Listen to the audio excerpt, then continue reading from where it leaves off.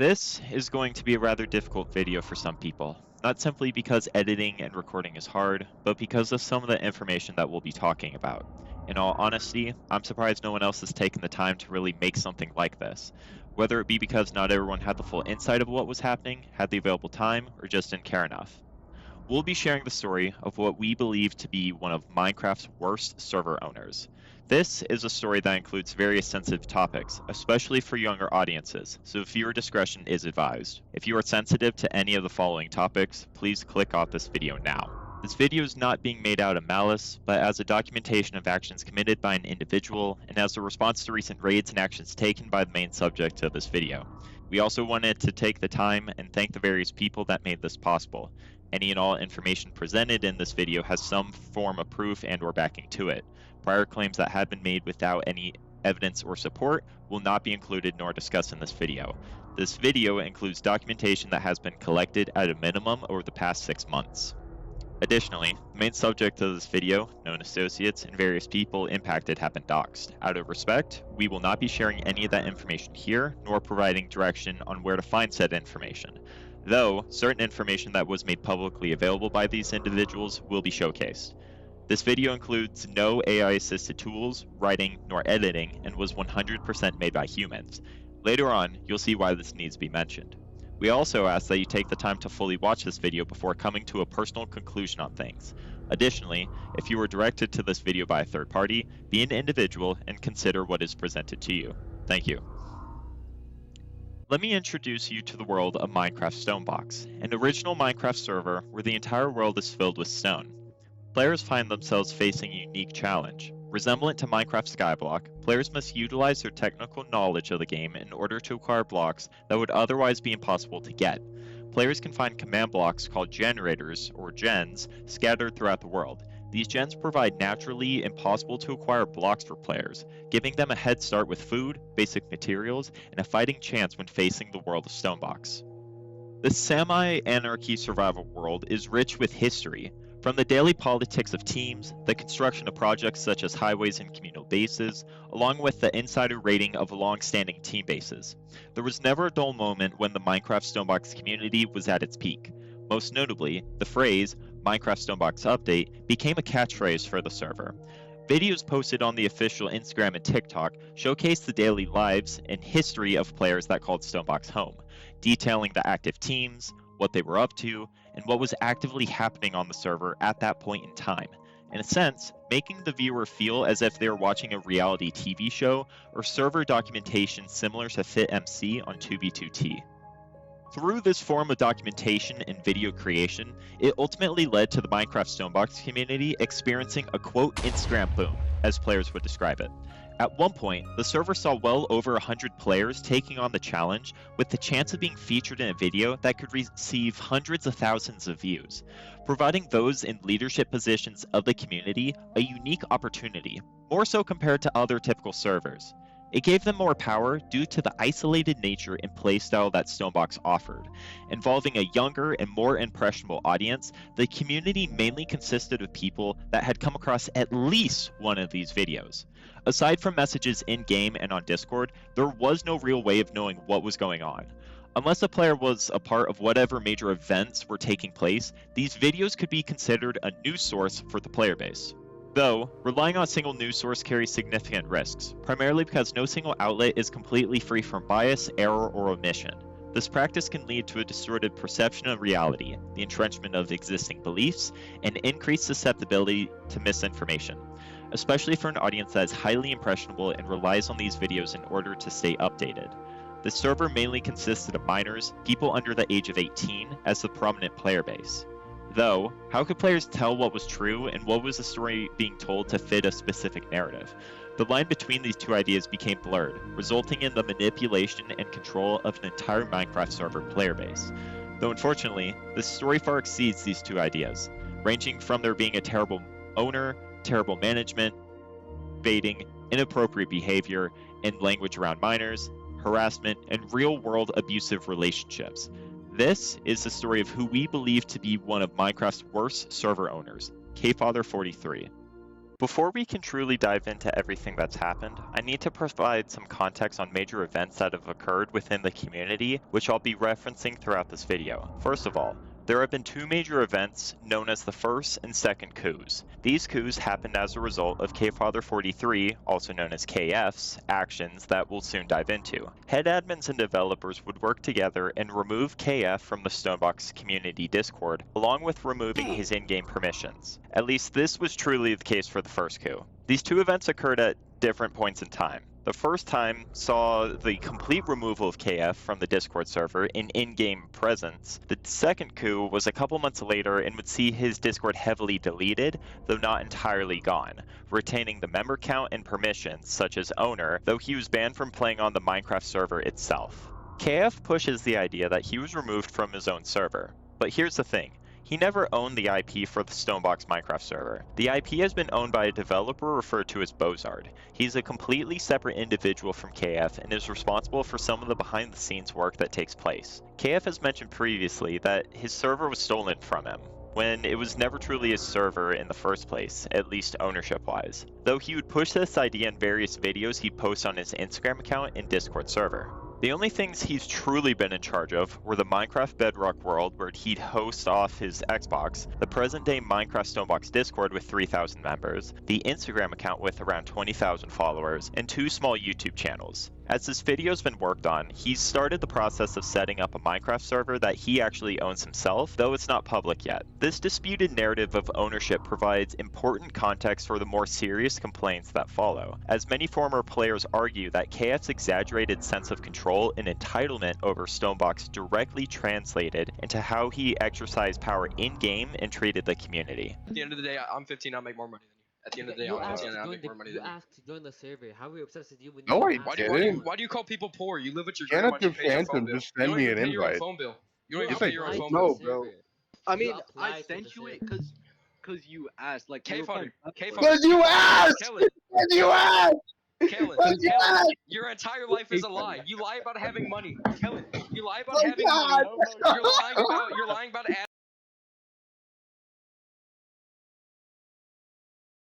So how would you describe KF as an owner of the Stonebox community?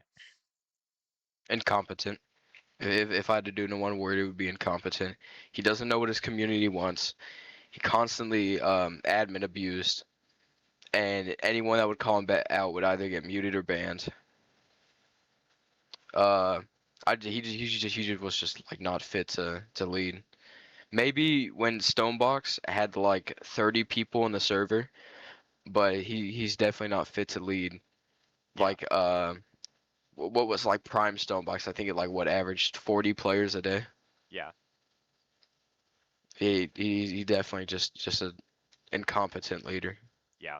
Across multiple testimonies and interviews, a consistent accusation is that KF repeatedly abused his administrative powers in ways that directly harm players' progression and enjoyment. Former players describe inventories being cleared out without justification or compensation. So, from a player's perspective, what was something KF did in-game that either upset people or drove them away? Oh, the admin abuse, I'd say. He'd clear people's inventories for no like substantial reason. Okay. Like they had too much of one item, he thought they were duping or something, and then he cleared their entire inventory. And like no refunds or anything? Nope, never. Jesus. I think Shloofy was telling me something similar along those lines. So that's very frustrating, especially as a player. Oh, 1,000,000%. If I worked my ass off for an entire tool set and I got it deleted by that fat fuck, I'd also be pretty mad. Yeah. Bases being griefed or destroyed by KF himself, and hostile mobs being spawned against players as punishment or intimidation. These actions were often accompanied by forced teleportation errors, leaked coordinates, and unauthorized item distribution, of which compounded player frustration. Multiple accounts stress that this behavior was not accidental or rare, but frequent enough to drive sustained player turnover, especially given the already punishing early game mechanics of Stonebox, where progress was slow and losses were difficult to recover from. From a player's perspective, what was something KF did in game that either upset people or drove them away? I know you kind of answered this previously, just Mhm. kind of wondering if there's It more would to it. be the griefing, TPing for no reason, and spawning mobs on people. Okay. And would you say that happened a lot? Yeah, every single time he was on. Flash kill. He had to pull up the I can commands. feel Yeah, it, yeah, KF. of course. KF, I can feel it. I'm almost Yo, there, bro. why are you Almost why there. are you killing your own server, kid? Like, I'm genuinely asking. Yeah, bro. KF, Like, bro, don't I'm you almost there, bro. understand I'm this is literally killing your almost there. fucking server? I think your team Yeah, our collapsed, team KF. collapsed because our leader kind of sucks. She ruined it, man. The fuck did I She do? ruined it, man. Guys, let's not point and Oh, blame you fingers, love okay? it when people can't take that the fact that they're also Much of a bitch to do that. We all know it. Just move our base. KF, bro. Are you gonna Yo, like? there it is. There it is. There it is. Wardens? Little Three boys Why the wardens. fuck bro. is Three there wardens. Wardens. Wardens. Why the fuck is Yo, there you should be wardens? recording this, by the way. You should be recording this. It'd be funny. Yakub recounts continuous threats and intimidation that persisted over time. Did KF do anything specifically to you that you'd like to talk about? And this is kind of totally open for you to talk about whatever. Yeah, just the threats and stuff. You know, he like I said earlier, he'd threaten me with police action if I didn't apologize to him. He at one point before I knew what he did, like as a person, I wanted to put it behind us. But he said, "Oh, but yeah, but you need to apologize for what you've done, like calling my grandma," which I never did. I'll stand on that. I never called his grandma ever. Okay. But it was also the threats of like emailing my parents and stuff. You know, taking legal action. So it's just It's him just like making consistent threats. yeah. Consistent empty threats, but still he's a grown man. He shouldn't be threatening a teenager on Discord with legal action over Minecraft. Yeah. While Phantom describes being banned simply for not immediately complying with KF's demands while out with friends, including threats of permanent punishment. Phantom later clarifies that KF's hostility was largely indiscriminate. He disliked everyone, and that players having fun mattered far less to him than expanding Stonebox's reach and attention. I was out with, mind you, I was 14 at the time, so he was saying all this to a minor. I was out with my friends at a skate park, and apparently some people were bullying K-Fodder in a different server that I didn't even own. My friend owned it. So he DM'd me saying, "Hey, can you ban these people from your server because they're bullying me?" And I said, "Hey, no, I'm sorry. I'll figure it out once I get home because I'm out with my friends." And he said, "No, you're going to get permanently banned from Stonebox if you do not ban them right now." And I said, "No, I don't really care for it right now. I will figure it out when I get home and I will ban them when I get home." And he said, "No, it's way too late. You prioritizing your leisure over the safety of my family is something I don't mess with." And he banned me and all of my friends from Stonebox. And he said that we were all like awful people. I can screen share it. Okay, yeah, sure. I do have receipts for it. Sweet. Let me go ahead and full screen it on my end. So this is summer. He's 7/29/25. I'm turning 15 in 2 months here. 1 month maybe. I said, "Wait, I can't answer. I'm on the bus." They said, "Can you please ban them? If these guys aren't banned, you're getting banned." Because the fact you're allowing this conversation to unfold and them sharing my info is insane. They weren't sharing his info. They were just, well, honestly, they were just saying his name, his full name, Kellen. That's not really his info, so I don't know why he was that mad. Yeah. I said, like, "All right, then you've made your choice." I said, "I'm out with my friends. I'll figure it out when I get back." I said, "It's too late. They shared all my family's phone numbers with each other, and you didn't ban them. It's way too late." I said, "I'm at a skate park. I'll fix it when I get home." And he just kept going on about how my leisure over his family is something that isn't good. I said, I have a life," and he starts yelling at me. Yeah.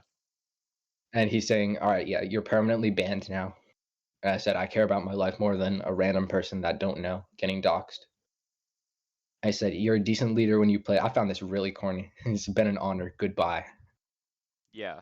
And then Okay. and then he spoke to me later, and he said that the staff have discussed, and that I got unbanned. So Okay. this was That didn't last very long.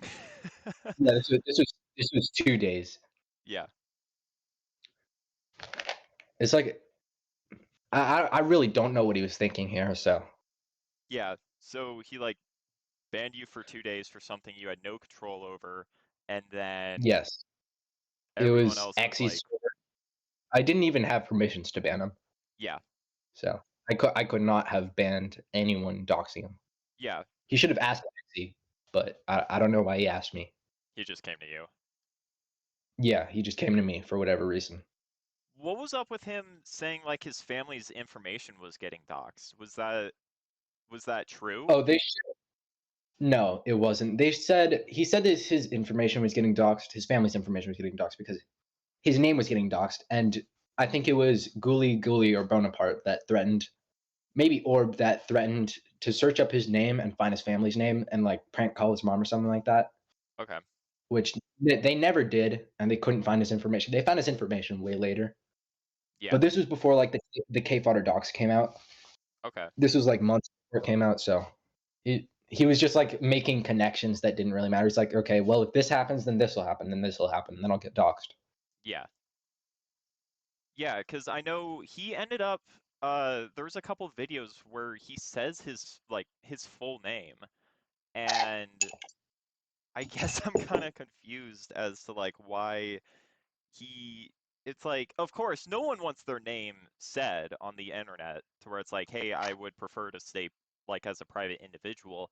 But Yeah, then with like the goodbye video, for example, where yeah, it was like the second coup, um like he's at his mother's grave that says yeah, like a lot of really personal information, which he did not need to share any of that, but he did. He said his name, his mom's name is there, and so it's like it's such a drastic change going from like they're doxing me to, oh, I'm doxing myself.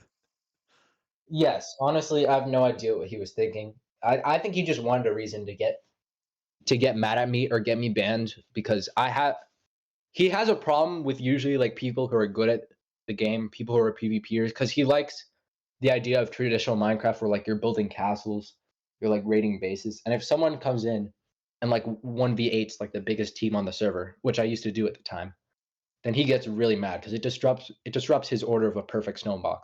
Yeah. This controlling leadership style fostered a with me or against me mentality, where neutrality was not tolerated and opposition was met with retaliation rather than dialogue. There's a number one rule in my opinion, which is why I get along with everybody for the most part, which is the game isn't real life. You can do stuff in the game for lore or just because it's the game or whatever, but that's not who you are like outside the game. Like I'll still talk to you and love you, like, you're an asshole, man. You shouldn't have done that. Whatever, dude. Like just get on with your life. K fodder really just combined the two. It's like, oh, you guys are all the main powerhouse. You're all freaking dictator bull trappers. And people like Witless Venus, he would butt heads with a lot, to the point where it just became okay. When K Fighters in here, just agree with everything he says until he leaves. While there are people who I'm trying to think of specific names. Carter the Demon's his real life friend, so that doesn't really count.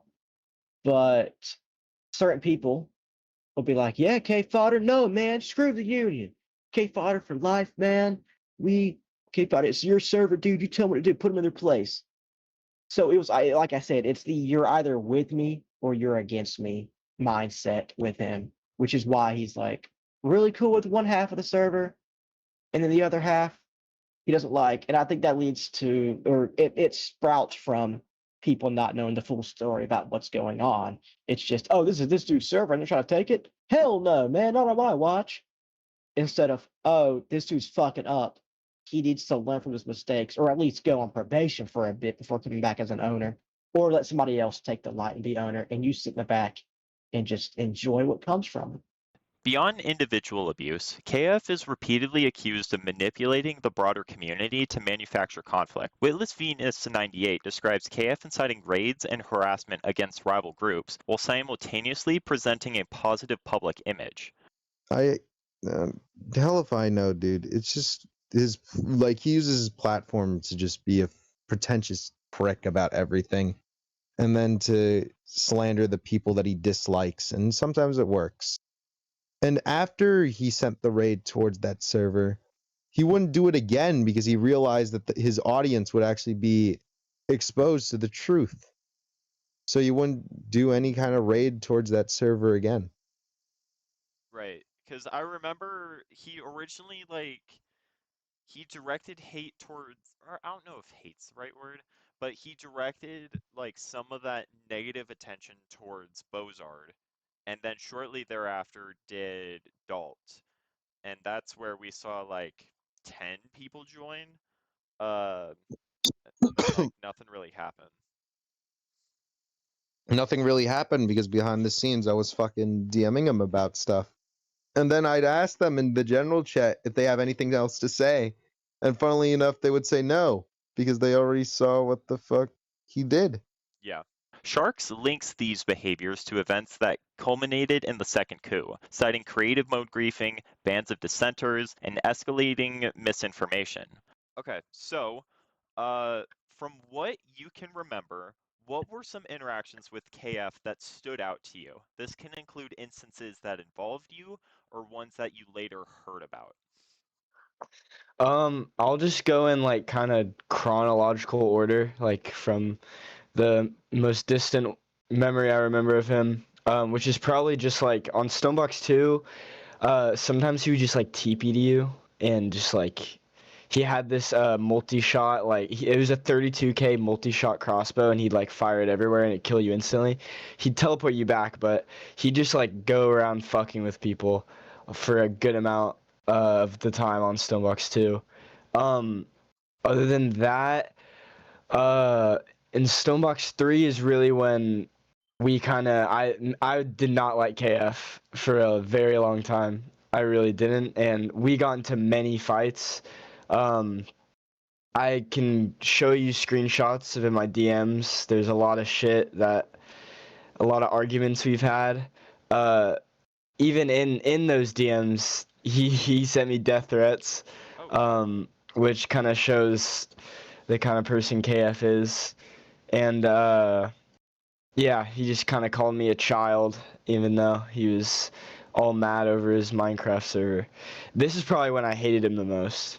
And then other than that, oh yeah, and then right before the second coup happened, where Ferox and Dalt took over the Stonebox server, the kind of my team Emerald Cartel was kind of the reason it happened.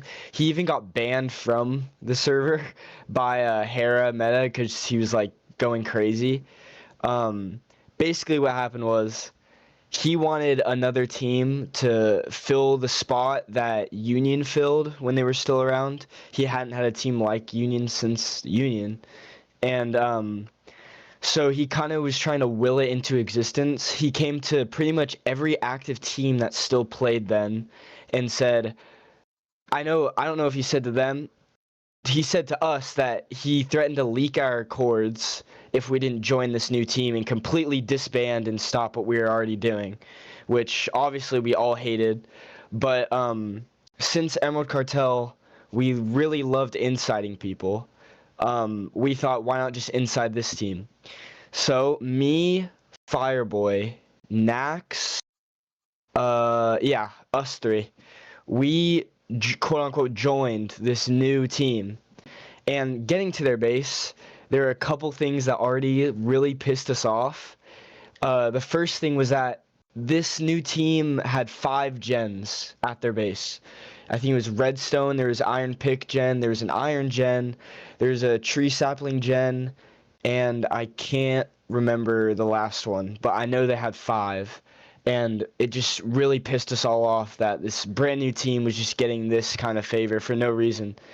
And so then right when KF got off that night, like literally 10 minutes after he got off, we blew the whole fucking place up. And we weren't sorry for it. And I actually was still inciting the team after we blew it up. They didn't even know it was me. But yeah, I stayed on the team for a little bit. And then KF got on, I think like an hour later. And this is when his tantrum started. I have video proof of him TPing to our main base, killing by repeatedly at the main base while he was in creative mode. He spawned wardens at the base, withers at the base. He made a command block that spawned thousands of zombies in the base, just to, like flood everything. There's nothing you could do. I have videos of all this if you want me to send it. Yeah, So yeah, that. Feel free to send what you want. I know you were talking about some screenshots with your DMs with KF earlier. Feel free to send those as well. Okay. Well, since he was doing this, I obviously kind of came out of inciting the new team to kind of fight for my own team, which I was still a part of. And when I was yelling at him in chat to stop doing what he was doing, I got banned. And then I got unbanned by an admin or something. I got back in, and I got banned again. And he started just banning pretty much everybody. He banned me, Fireboy, Bai, pretty much all of Emerald Cartel, just because we were all so pissed at him. He just banned everyone that was opposing him, pretty much. He went on a huge power trip. It was crazy. And this is the reason that the second coup happened. Because so many people were upset. He didn't just grief Emerald Cartel base either. He griefed the Siphon base as well. He might have griefed the Rats base. I can't recall. It's been a while since that happened. Yeah. But yeah, so those were really my run-ins with KF, and a lot of them weren't positive. Yeah, that's certainly a lot. Because I think, what was it? Like, I was in class, like an online class when the second coup was happening. Um, and that's where I started seeing like some of those videos you were mentioning. Uh, yeah, some of those to where it was the wardens. I don't know if withers respawned. But I know the zombies. They were. I don't know if we have it on video, but they were. Because Soda insta-killed it, and he wiped my inventory because I picked up the Nether Star, and I was trying to keep it. Yeah, because within the clip you can see Soda like flying around. So I wasn't sure if he was there like trying to help you all like against KF, or if he was there like assisting him or observing. Yeah, I can tell. No, yeah, bro. Yeah, congratulations, bro. Congratulations, you got it. Yeah, Check I can tell. Yo, is that tough? Yeah, I can tell, guys. Is that Yeah, tough? I'm so tough. Is that tough? Guys, am I Sigma? Am I Sigma Skibidi?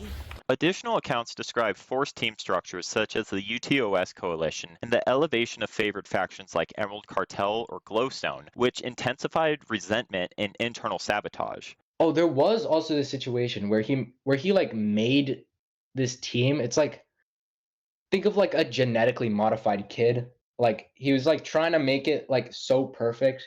Like he gave the team like free loot. He gave it an advantage over the whole server. And any new player that joined, he'd instantly put them on that team. He'd force them on that team and teleport them to the base. Yeah. But me and my friends, we saw this team. We saw how unfair treatment they were getting. It was like me, Fireboy, Sharks, really just me and Emerald Cartel. And we infiltrated their team with like alts and stuff, and we blew up their base. I think all of them got banned. I think they might. I think they might still be banned. I got all my alts banned because he didn't know it was actually me. Yeah. Wait. But So now he's not. Did he ban? He banned. That was on that team? No, he banned. Oh yeah, he also had, what was that in real life girl that he knew on that team? I forgot who it was. She was friends with Busby. Yeah, she was like leader of the team. He made her leader of the team, I guess, and he was. Yeah, he banned the entirety of Emerald Cartel, which was like 6 people. He went over to their base and griefed it in creative and spam killed them. Yeah. He like spawned with us in their base and destroyed it. So they all quit the server. I'm pretty sure there might still be like 2 Emerald Cartel members that are still banned because they haven't logged on since. Yeah. But yeah, that's that story. Yeah, I mean, even like back to my base being blown up. The reason why he was blowing up my base was because he was creating this team called UTOS, United Tunnels of Stonebox, where all the smaller teams merged together into one big team. And he was forcing him on the community, which is not a good thing to do if it's a community of people who do enjoy killing each other for fun. And so, obviously, me being on the team Emerald Cartel, the notorious raiders of Stonebox, we decided to blow up UTOS, and which was, I mean, it was completely fair. He TP'd us in there. We didn't want to be there, so we decided to raid it. So, which is, I mean, it's not my fault. We raided it because we didn't want to be part of it. We wanted to wipe it out before it became something too big, too bad. Our team's creation was just to take down the bigger servers or the bigger teams like Siphon. We were the ones who took down Siphon. We did raid Doorkeepers a couple times because there was Siphon. But once we did that, he decided to blow up our base, spawn Wardens, Withers, kill me, take all my loot. Yeah. And this was back when like loot was a little harder to come across. Rather than resolving these disputes, KF's interventions often amplified them, pushing players into opposing camps and accelerating community fragmentation. KF's leadership decisions also extended into controversial gameplay changes that many players viewed as self-serving. He proposed the Towns and Taxes update, temporarily banning griefing to protect his own team and eliminating trading altogether, changes that disrupted established community norms and safe interaction. From a player's perspective, what was something KF did in-game that either upset people or drove them away? Towns and taxes. Towns and taxes. Okay, can you elaborate on that? He was trying to make people have to claim land, which isn't a bad idea with how he did it. He wanted it like with war, and you can destroy and grief and kill if you play war. But you had to pay 300 diamond blocks to do it, to make a claim. Okay. There was also he tried to make it so you couldn't grief bases for a specific time because he was making his own little team on Stonebox 3. Yeah. Think you've heard of it? Yes. It was when before he freaked out on the whole Emerald Cartel base. Yes. That's Yeah, where yeah. I heard about that. You keep going. Yeah. Before that, buying them, they raided his team being made, and it was after you were able to like raid, so you weren't allowed to raid. We even declared war, but he just destroyed our base anyways. And that him doing that whole trying to make you so you can't raid people really made people mad too. So it's just a bunch of things that like player based didn't want, and then like when a team. Yeah, like here's a example that is kind of iffy. Trading, he wanted to completely remove trading. Okay. Well, but he didn't really understand because most of the players had to use trading because you just get fucking murdered by like 3 maxed out diamond or netherite players if you went and trade with people normally. Yeah. Or just get scammed. That was the problem that they had. Gotcha. So it was like a system that had become implemented like due to some of the dangers kind of within the community, or not community, but like the server. No, he wanted to remove trading. Yeah. He wanted it removed for social interaction. Okay.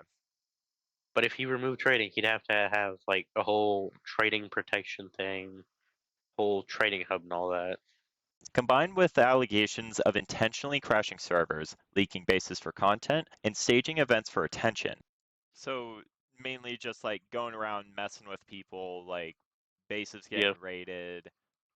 He would leak base cores to people too sometimes, just to create content. Like a lot of content he faked a lot of his content on the Instagram. Okay, can you tell me about that? Well, I have one main instance from an old teammate of mine who quit Stonebox. KF approached her and said he wants her to be like in a video of a fake new guy, right? He wants her to go to generators, walk down hallways, blah blah blah. She accidentally messed up and she like fell down a hole. He refused to teleport her back to her base and like give her the shit he promised her even after she fixed it. Yeah. He didn't post the video. So it's just like waste of time. Yeah. Jeez. But yeah, he faked war in Stonebox 2 too as well, or helped fake the war. Which war was it? Do you know?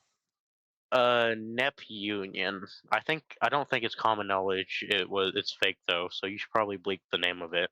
These decisions reinforce the perception that Stonebox functioned more as a content vehicle than a fair play environment. Even those offering more balanced assessments, like by 3419, describe KF as reckless but active, contrasting him with prior inactive leadership, but acknowledging that his hands-on approach generated disproportionate drama. How would you describe KF as an owner of the Stonebox community? The way I would describe him is he's very reckless, but he's always with the community. Like he's always doing something to like try and keep the community alive a little bit more than like Dalt, who pretty much just gave up the second he got it. I'd say he's not the best owner ever. I feel like we could have had someone better than the both of them, but he's definitely like a decent owner because he would host cool events. He would be in creative, going around giving people stuff sometimes. If he's not griefing their base, of course. He would TP people sometimes. He would give out loot to people who really needed it, but then he would blow up their base or spawn a zombie horde on them, which was not a good thing.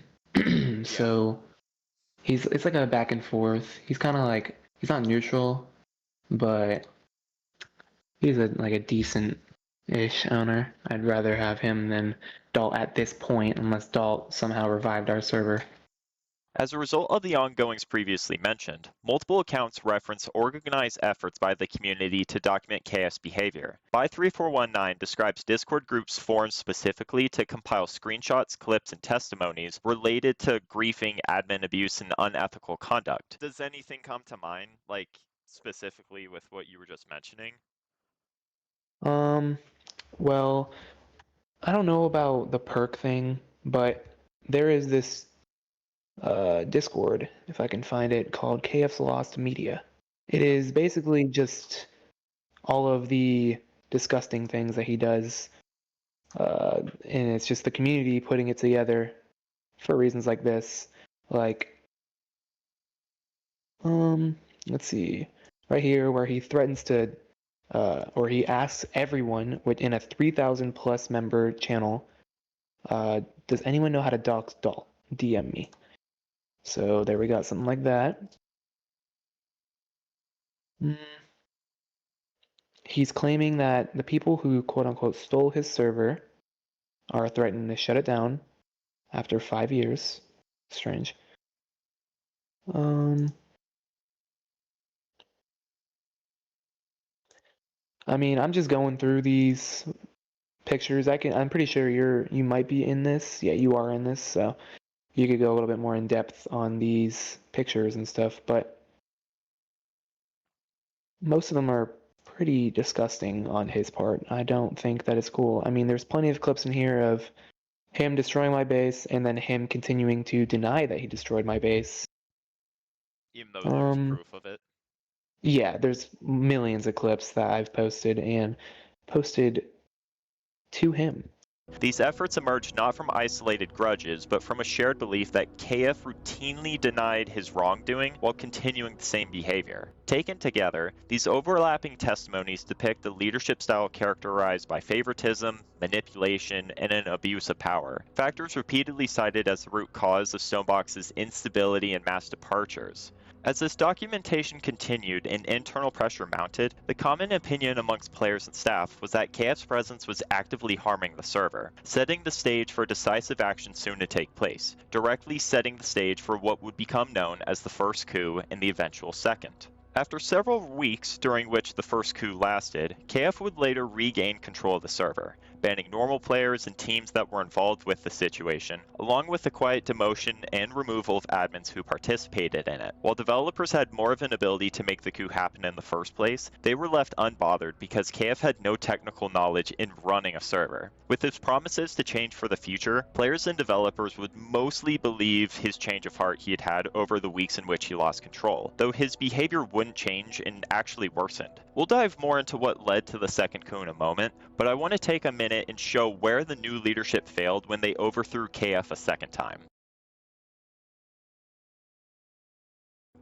Though even with the second coup, and there being a lot of momentum behind the people that committed to it, a lot of the support systems that previously kept the server alive were now gone. The original Discord, which had around 3,000 members, still existed and was under KF's control, while the new one had only a tenth of that. Additionally, the main Instagram account had well over 20,000 followers and still does to this day. With both of these support systems gone and under KF's management, the new leadership scrambled to re-establish what they could. People were given positions they hadn't held previously, along with new social media accounts being established.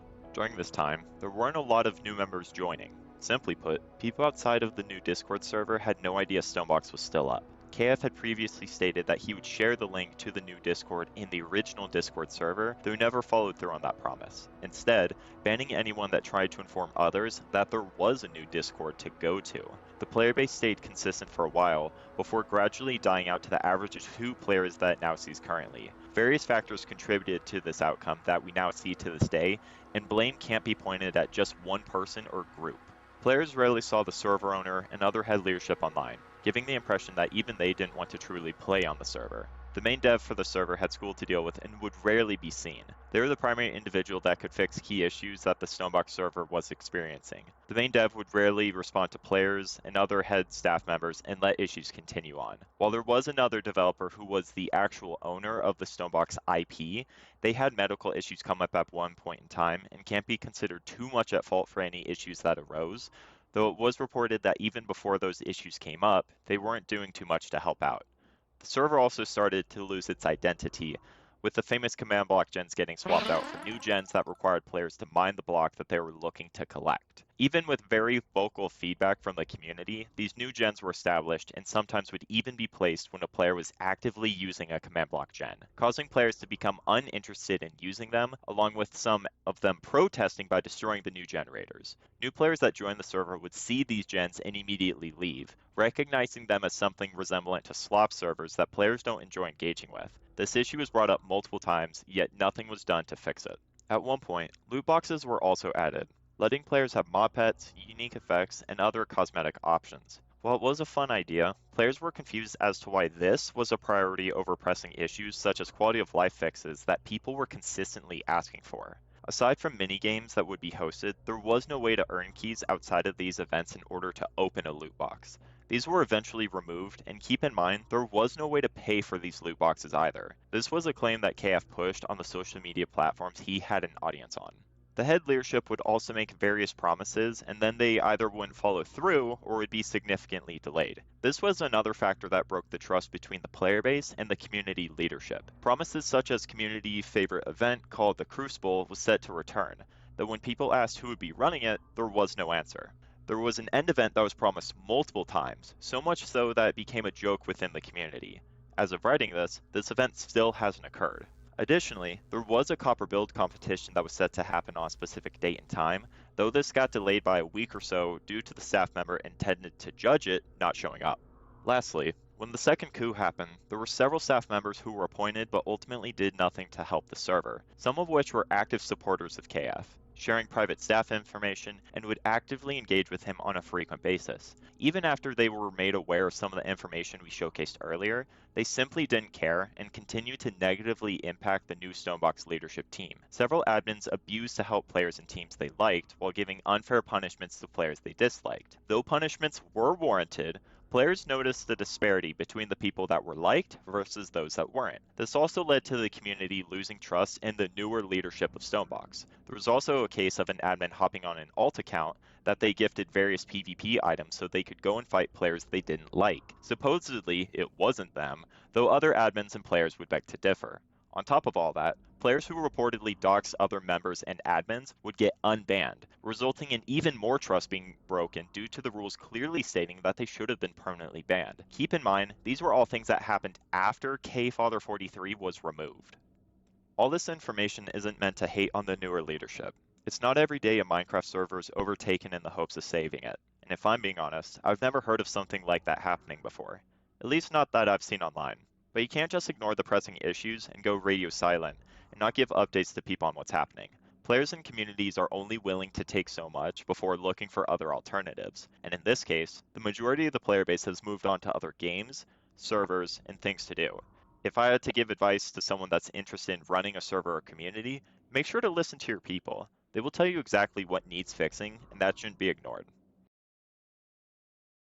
During the time frame in which the first coup and before the second took place, KF would be completely removed from the Stonebox community. Stonebox admins and developers would take notice of his inappropriate and immature behavior, deciding that the only way to save the community and maintain the player base was to remove him. After his removal, he would post a video that is now referred to as the goodbye video onto the official Stonebox Instagram account. Here, he would point the camera at the grave of his mother and tell a story to garner sympathy and support, sharing an altered history of his background, fully doxing himself, and even sharing his car's license plate to the camera. This is going to be the last Minecraft Stonebox update ever. Hey guys, it's me, KFather43.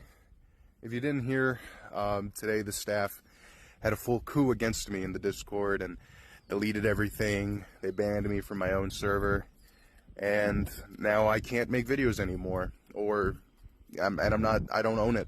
I'm not the leader anymore. They stole it from me. And I don't know, I wanted to come here and, well, I wanted to visit my mom, but I wanted to tell you guys a little about me. My name's Kellen, and I was born in, and we owned restaurants in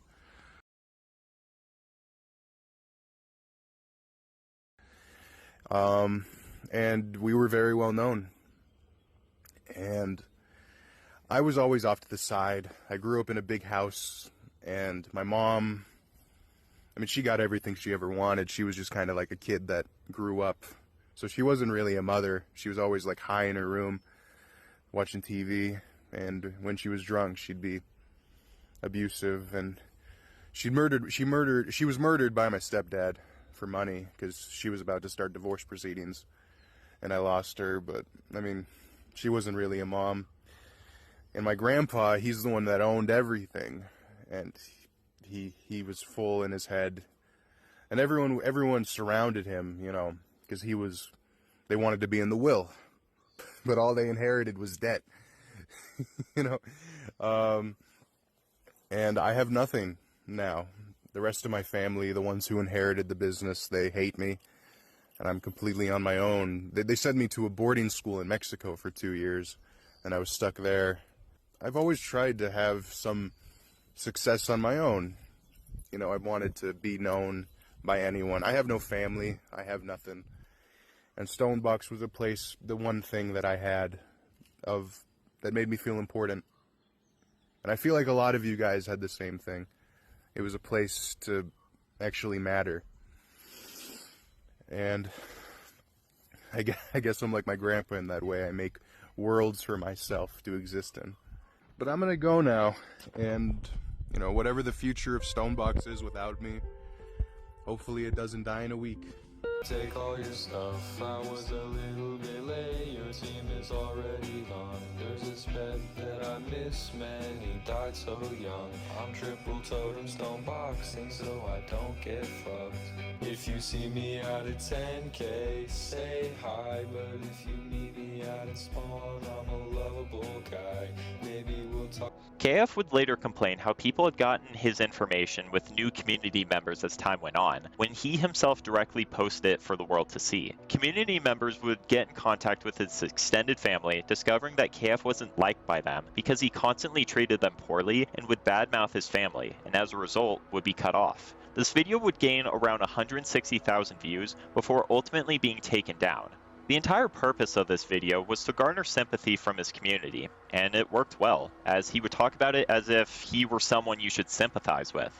With the enlarged viewer count that accumulated, he would get the server back. The issue with this is that KF himself wouldn't change. He would revert to the same cycle of toxicity and mistakes he made previously. The only issue is that because of the goodbye video alongside with the return to his server, even more evidence of KF's sickening behavior unfolded. With KF reinstated and emboldened by the sympathy and renewed support he had received, what was mentioned previously of his contact didn't subside. Instead, his return prompted closer examination of his behavior as he would harass those that opposed him, leading to the exposure of even more troubling patterns that extended far beyond administrative abuse and into serious misconduct within his own community spaces.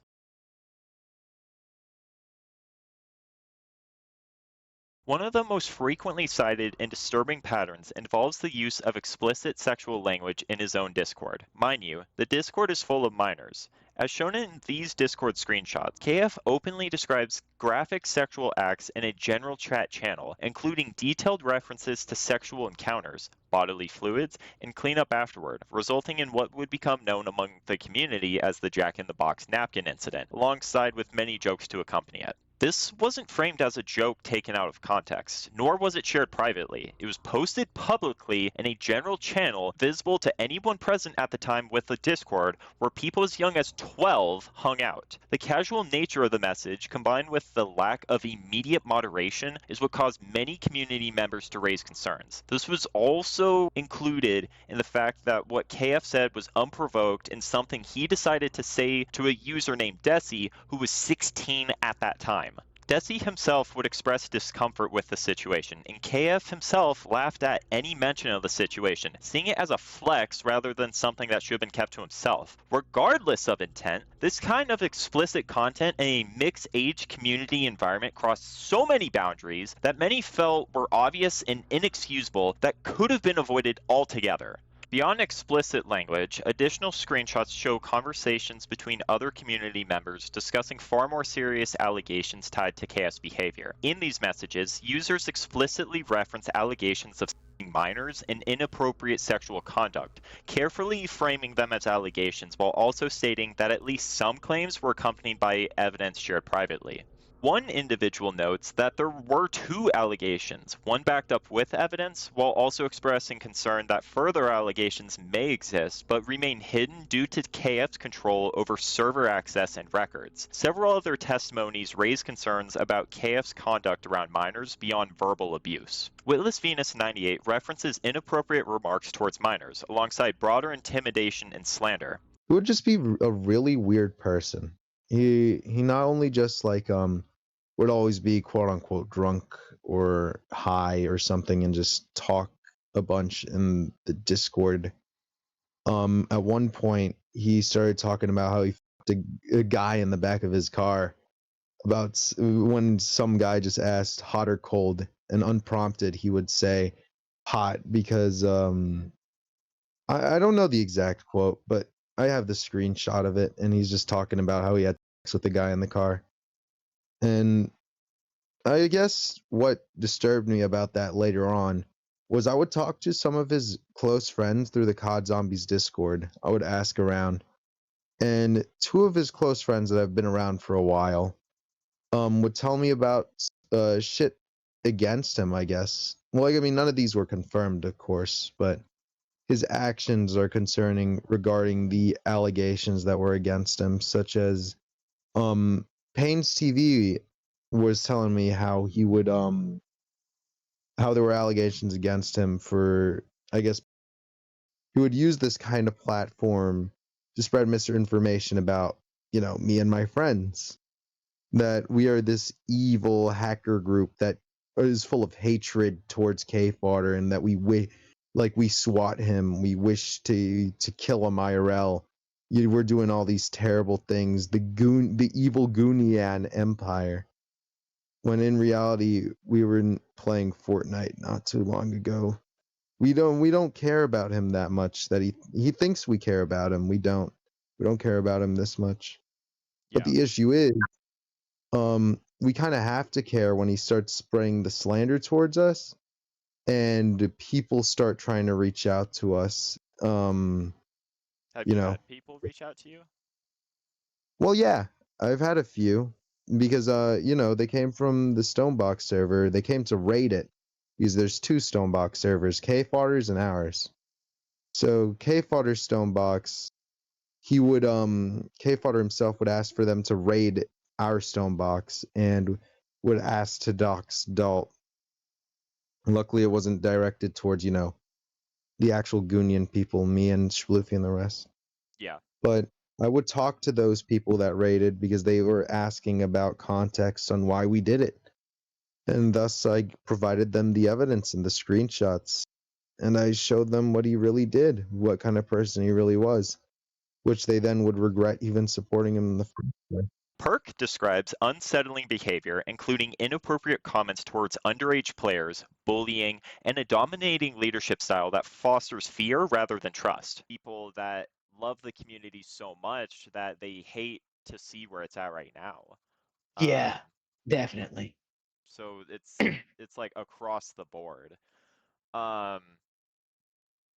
So I'm curious, from what you can remember, what were some interactions with KF that stood out to you? This can include instances that you were involved in or ones that you later heard about. So one that I was directly involved in, which I said when we did the Witless interview at the end, I'm always on camera because I like doing funny stuff and showing off bullshit I have in my room. Or bull crap. And I'm on video, and I'm a bit of a twink dude. And K Fodder joins, and he's like calling me attractive and mess. And Kellen's a bisexual man. Nothing wrong with that. So am I. But Kellen is a bisexual man, and I am yet to turn 18. And he is calling me a super attractive. Oh, this and that. It's like brick. And this is a continued theme I've heard about Kellen, not with minors, maybe. I don't know about that one. Don't take my word on that. But with other staff members and members of the server, including people like Soft Shiloh, Scrimblow, a big one, Scrimblow from what I've heard, and Scene actually. He just really likes to flirt with the members of his server, which is just really, really weird now. Yeah. Because I forget, someone did bring that up previously, where he was saying that stuff to you. Do you know if he was aware that you were under 18? Yeah, I'm pretty sure K Fodder knows I'm 17. I have recordings of K Fodder that are really funny of him cussing me out and stuff. Or I can send it to you maybe. I guess he wants to be this role model for me. He's like, hey, Perkachet, I know you're young and you think this edgy stuff is funny and everything. And he goes in this long, I think it was a 2-minute rant. Okay. I'll see if I can dig that up for you. Yeah, if you're able to send that, like feel free to. Of course. Yeah, just remind me to after this. Okay. Where he's like, yeah, you're young, yada yada yada. This edgy stuff isn't funny, man.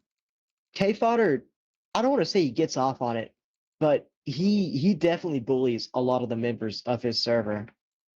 Which I'm an asshole, so I do the same thing. But when you're in a position of ownership like that, you shouldn't go in and start picking on in a like not even in like a jokey manner, but straight on just being a dick to get laughs and nobody's laughing in chat. He would talk shit about my voice. If there's any like people with more squeakery voices, he'd joke them.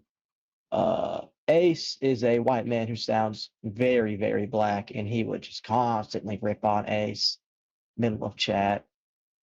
It's just K Fodder ownership definitely gets to him a little bit. Yeah. To the point where he feels like he can really do whatever he wants, which for the most part is true, but at the same time, not really. Yeah. These claims are reinforced by later discussion from Percocet, who connects KF's negligence and harassment extending outside the community to declining player retention. It's it. All I could say is it's Kellen, dude. That's just the big fodder. Yeah. Which it's fucked up, man. That's such a beautiful, beautiful creation with a really awesome, great player base full of wonderful people like you, me, Witless, Barney. I can't think of anybody else. I haven't talked to these people in a minute. Carson, MC5. Yeah. Bozard himself. Like everybody in that server, I have so much love for. Flashy Cactus, everybody in there, and then it just gets snapped away because of negligence and harshness from the owner. Yeah. I don't know if this is one of the questions like more pertaining to how the server was ran, but before I forget, I wanted to add this. K Fodder could never like decide what he wanted this server to be. And he would constantly say, no, no, it's in the hands of the player. This is the player-led thing. I'm hands off totally. And then he would become hands-on. And then when we wanted him to do hands-on because we went from 200 players to 20 players over the course of like a month because of negligence on the Bedrock part, and then Neptunia, where friends of mine, even though they fucked the server up, it went from like 40 players to 20 players when in that time frame. And are like, K-Fodder, the only way you can stop this is by making a barrier at spawn and nobody can be killed and taking away this Neptunia spawn killing mess. He's like, no, dude, that's up to you guys. It's you. The server's gonna stay alive if you guys do it, and we'll do it every day. Some testimonies extend beyond online misconduct into real-world risks. Yakub states that KF possessed an illegal firearm brought into California, presenting this information in the context of KF's frequent threats to unalive himself and attempts to intimidate others with legal consequences. I'll open up on the gun real quick. He purchased the gun outside. If he does have this gun, if he's not lying, he purchased it outside of California and brought it into California. And I'll say this as a gun enthusiast, that firearm does not meet the regulations for California's gun laws. Okay. So if he hasn't gotten rid of it, then he has an illegal firearm that he threatened to himself with to what he believed was a 14-year-old. Yeah. So did he say, or I guess kind of two questions there. So how do you know he got it out of state? Is it just like I don't have the regulations in screenshot, California? but someone was. All right, so I'll open it. I'll say this real quick. For handguns, or no, just for any magazine in California for any weapon, the limit is 10 rounds, and because he was in New York, he purchased this in New York.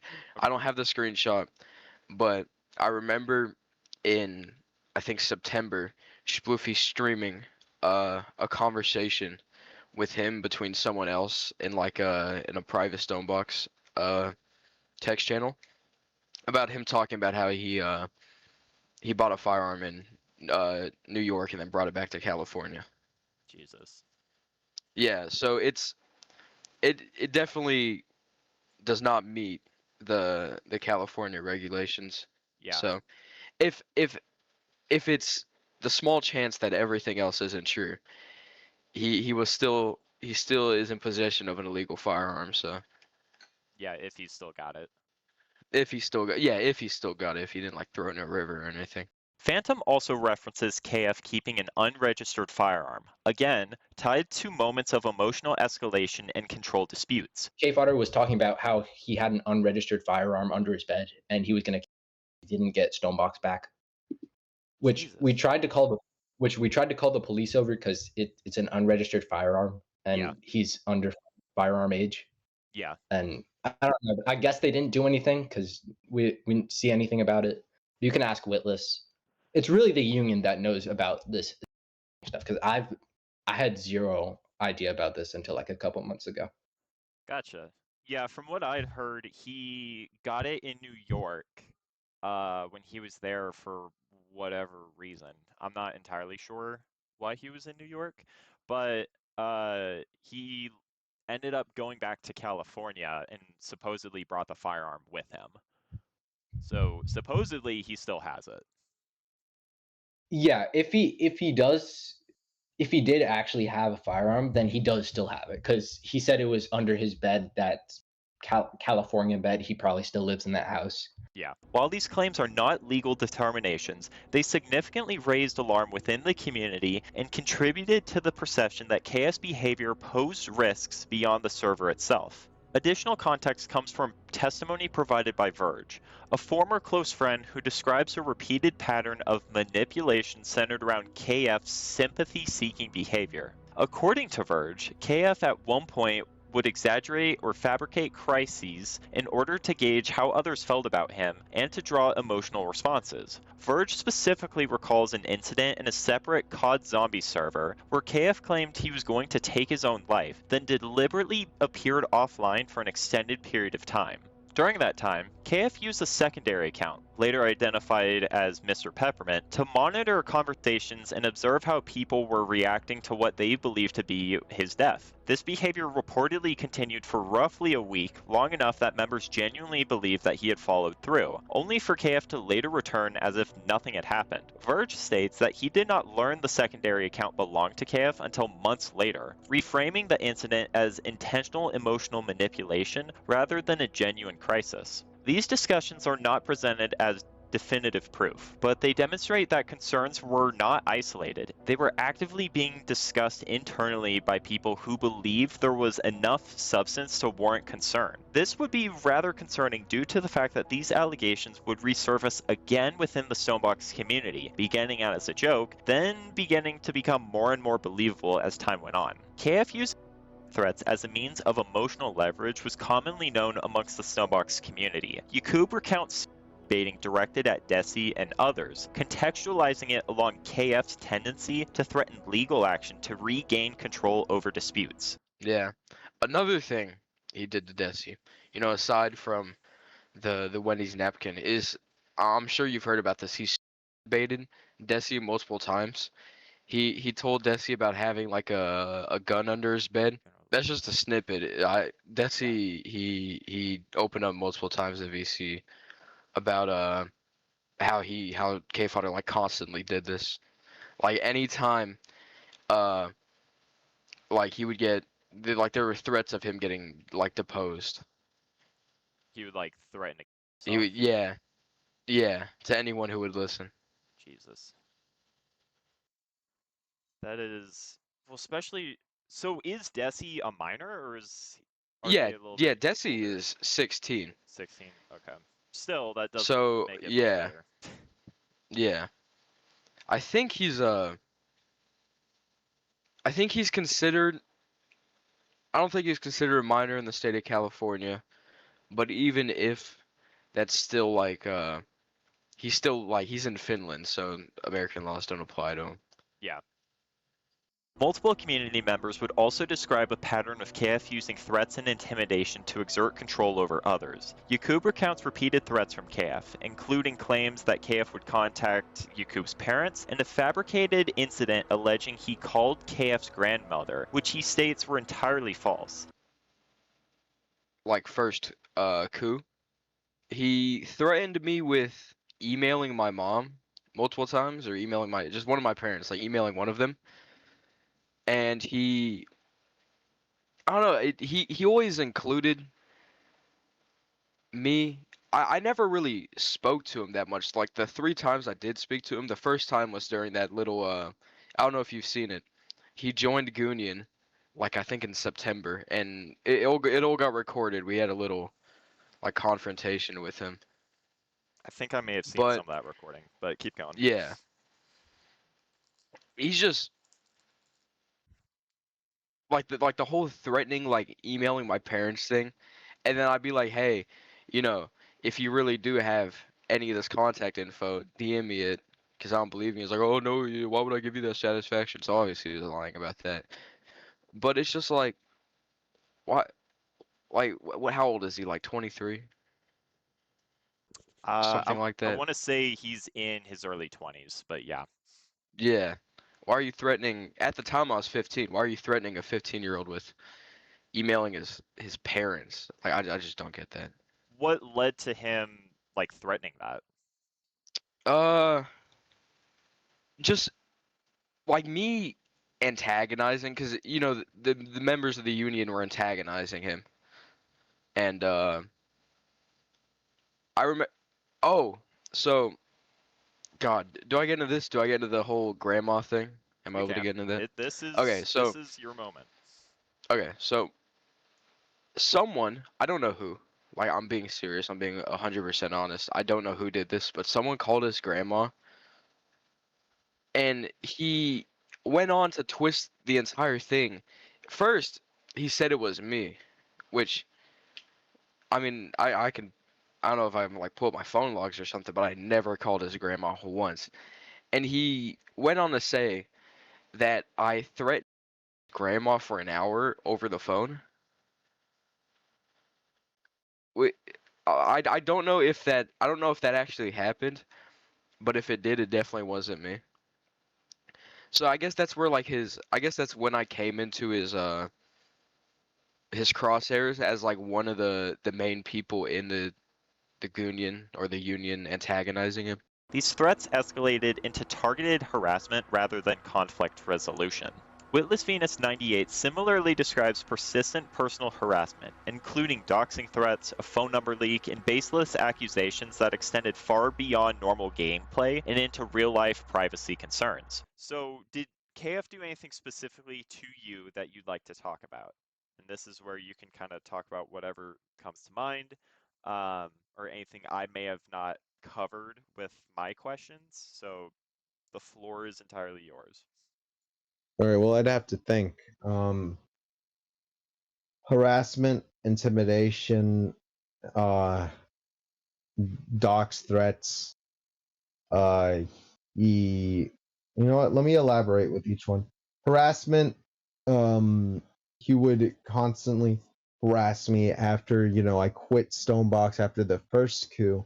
Like after the first coup, I was completely done with Stonebox. Was before we took the server back again with the second coup. With the first coup, I was pretty much done. I stopped all contact with like anybody on Stonebox. But then Cave Fodder would randomly DM me about some random bullshit of either like calling me a dick or no, it wasn't calling him a dick. It was blaming me for the phone calls that he had from his grandmother. And constantly I would have to tell him to leave me the fuck alone because I have no idea what is going on with it. I had no idea that was going on in the first place until I was informed of it. And that pissed me off because he went straight to me talking to me about tell your friends to stop contacting my grandmother. We aren't doing anything. We were busy with our own lives. Like either that or just playing video games with each other. And then he would start talking about some bullshit that I was to blame for everything because I'm the leader of the union in Stonebox. So that instantly makes me the leader of the friend group and tells everyone, such as Schloofy or Yaku, because they're evil doxers to dox K Fodder and to call his grandmother and send her pizzas. Because that's what we all do. Intimidation would be saying how I guess intimidation and dox threats are the same thing. He would threaten to dox me multiple times. I wasn't that scared until I wouldn't say I was scared either. I wouldn't say until but it did quite baffle me that he somehow managed to get my phone number. I don't know how he did it, but yeah, he managed to get my phone number. He would call me once or twice, and then he posted in general chat saying, "Yo, I got Willis's phone number," and then it kind of spread around for a bit. Luckily, it got into the hands of my friends rather than any random person that was planning to take advantage of it. I don't know what you could do with that because I'm not too much on, I guess, what could happen to you if your phone number's leaked online, but I know it ain't good. Yeah. Uh, I'm very lucky that it was just given to like a group of friends that were still on there rather than some random bozos. But the fact that he even managed to get that in the first place speaks volumes on how he was able, not just how he was able, just what kind of person he is. Because he's like in his 20s, I think. I'm just 17. Yeah. And during that time period, I was like 16. I'm 17 now because birthday November. But still, you're a minor. Yeah, I'm a minor, and he's a grown ass man talking to me about how he's gonna dox me with my IP that was given to him by joining the server. I find it funny because, even after I completely cut him off, and I was in his COD Zombies Discord on an alt account, and I get this notification that I noticed that I was banned off of it, and he said, "Have fun getting doxxed," and I took a screenshot of it because I found it funny. Yeah. And I'm still waiting for that pizza. I'm still waiting for the pizza from Kellen that he ordered me. Sploofy echoes this, describing explicit death threats, name dropping, and harassment severe enough to cause offline fear. Complaint is he can't keep my fucking name out of his mouth. I'm not even doing shit. He's like, he just can't keep my name out of his mouth. I'm getting DMs from people I haven't spoken to in months, and that K-Fodder's complaining about me DDoSing him.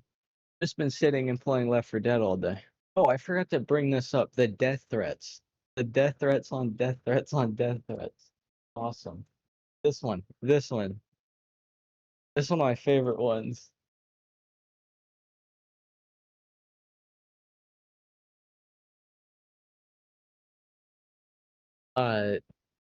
That he's gonna sue my ass for deleting his Discord channels. And if he can't sue me, he's gonna have his buddy come to my house and kill me. I lost it, but it's there's a really funny one where he says, "I'll let you know when it's time to come outside." I made a GIF out of it that I will find.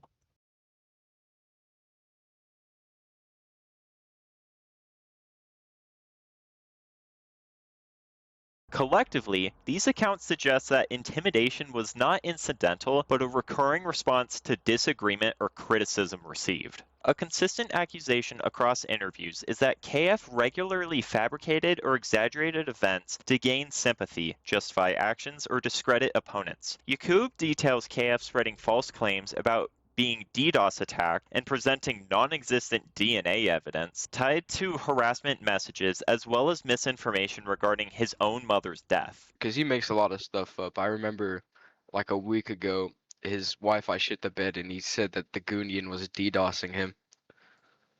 Yeah, because didn't he say, like, shortly after that, like, what was it? It was like someone DM'd him saying they had proof that it was Union people that were like DDoSing him, and then it was like a day or two after that he was saying someone like, or it was like he got DNA proof that like the shit that got sent to his house was actually like Oh yeah, Willis's. that is I don't know how he came up with that, but that is an amazing story.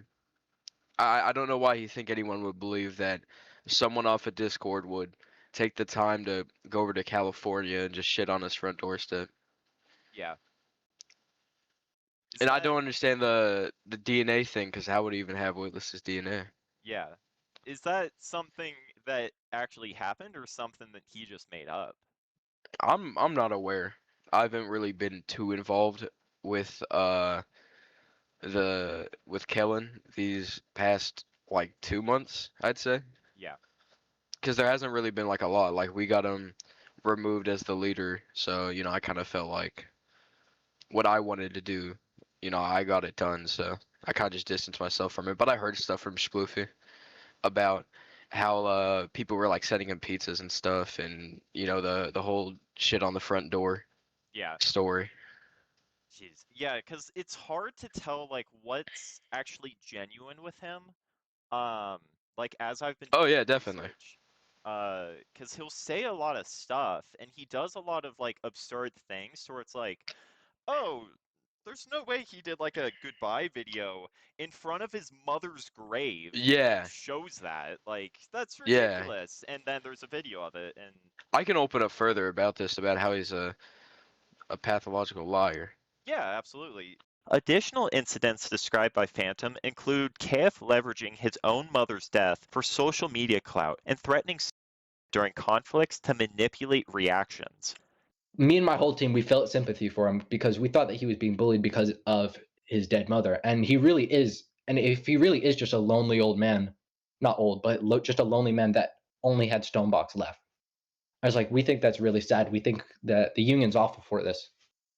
So, yeah, he turns out he was just using his dead mother just for clout. Like he used it for Instagram likes, but in real life, like we would be in VCs and he would be laughing about it. He wouldn't be sad at all.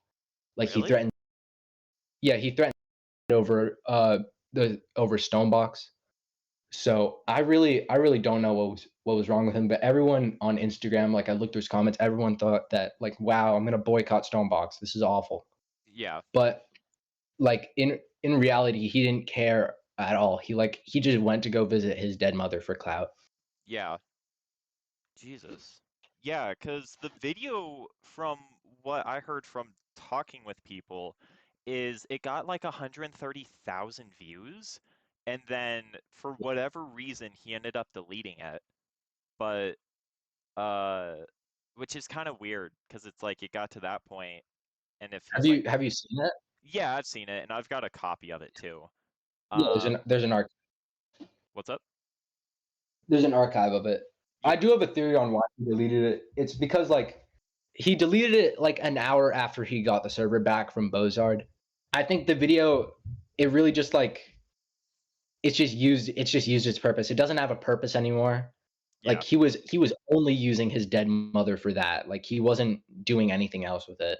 So he just had that video up just to gain sympathy. And the second he got the server back, it was all over. Because he had Stonebox back. Do whatever he want again. Oh, so that was after the first coup. I thought that was the second coup he did that. Oh no, that was the first coup. Okay. These overlapping accounts frame KF as repeatedly reshaping narratives to position himself as a victim, while escalating conflict directly coincides with the true meaning of KF's goodbye video. Compounding this is the broader pattern of hostile, abusive, and threatening behavior referenced throughout the community. These references include baiting, threats of violence, references to law enforcement misuse, such as SWAT threats, and even forms of extreme language. The significance of these claims lies not in a single screenshot alone, but in the cumulative pattern they reveal: repeated boundary crossing, escalation rather than accountability, and an apparent disregard for the safety and comfort of others within the community. These behaviors played a major role in why trust eroded so completely and why administrative intervention was ultimately viewed by many as unavoidable rather than reactionary. Taken together, these testimonies describe a leadership pattern marked by intimidation, misinformation, emotional manipulation, and discriminatory abuse, in addition to an escalation with real-world threats. While some speakers acknowledge that KF was effective at attracting attention and new players, nearly all agree that this behavior was toxic. These overlapping accounts help explain why trust eroded so thoroughly and why administrative intervention was seen by many not as an overreach but as a necessary response to sustained harm. Art theft was another major issue within the Minecraft Stonebox community that was perpetuated by KF. During the first coup, there was an art competition being hosted by the admins at the time for a Stonebox community banner. One of the participating artists, who has requested to be called V, created the now-known community banner. This piece included various known members of the community at that point in time. One of the unfortunate aspects with the first coup is that it did not last very long, and was undone by Bozard, the developer that owns the IP and console for Stonebox. He brought KF back into the community due to him believing KF should have been given a second chance, in addition to KF manipulating him to do so. Upon his return, he saw the banner competition taking place. Noticing V's banner submission, he decided to go ahead and start using it, making it the banner for YouTube and Patreon, where they both remain as of the time of this recording. Additionally, it was also used on the main Discord, but was later removed. I'll be honest, this next part starts to get a little more complicated due to the sheer amount of different conversations and people that became involved with this situation. The baseline is that KF stole the banner from V and began using it without their permission. They received no compensation. Rather, another admin paid out of pocket as a thank you to them. When the banner was used throughout the community, KF did not credit the artist whatsoever. On multiple occasions, they asked to be credited for their work. However, they never received it at any point in time. Instead, KF chose to ban them for false reasons multiple times for, quote, stirring up drama within the community, end quote. Several players within the community began to call out KF for blatantly stealing the banner art. Keep in mind, he directly acknowledges that V is 14 years old in one of the following images, claiming that he was given permission to use the banner, though when he was asked to present evidence of this, he claimed that V deleted it. This is a recurring theme as we go later on, so keep that in mind, choosing to insult members of his community instead of fixing the problem that he created. At the same time, KF was in V's DMs, saying that he would be banning them for, quote, the headaches you've caused me, but also to protect yourself from further downwarding spirals, end quote. He then claims he has a screenshot of V giving him permission to use the art, though when he's asked to present it, again, he doesn't show it. He then proceeds to call V a bitch multiple times and even says, quote, I'ma use your art to the end of time, end quote. He would later delete this message due to other staff members asking to see KF's DMs with V. KF would then block and ban V at the end of this interaction. Next, I'll show you a recording of the leadership chat at that point in time where they discuss the issue with V. Anytime I switch to a screenshot, that is so I can redact V's name. Okay, so this portion is totally unscripted here. This is kind of my reaction of like a second time of like going through this. I kind of wish I had my original reaction, but then again, I didn't know what all was going to be included with this. Essentially, this is a group chat with some of the admins, developers, and friends, including KF at the time, where they were going through the whole V situation.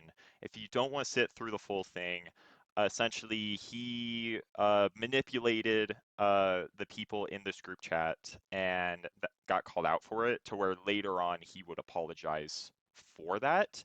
But I'll be going through that, kind of identifying like, hey, this is like giving context, like here's what was happening, because some people are no longer in the community or have changed usernames, so that's where I'll be kind of pointing that out as well.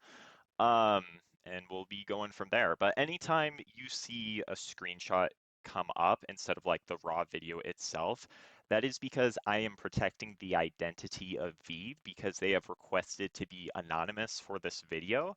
I know people kind of in the community are already aware of who they are, but for the sake of this video, I'm just going to keep them anonymous and we'll keep going from there. So let's see, kind of go on from here.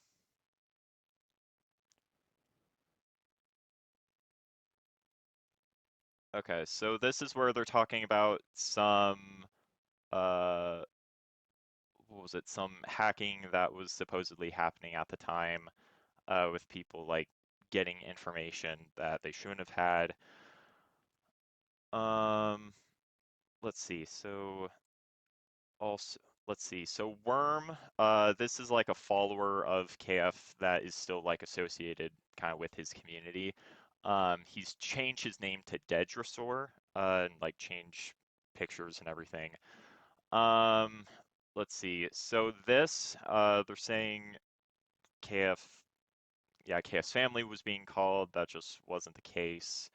That was something that was a lie that KF was spreading at the time.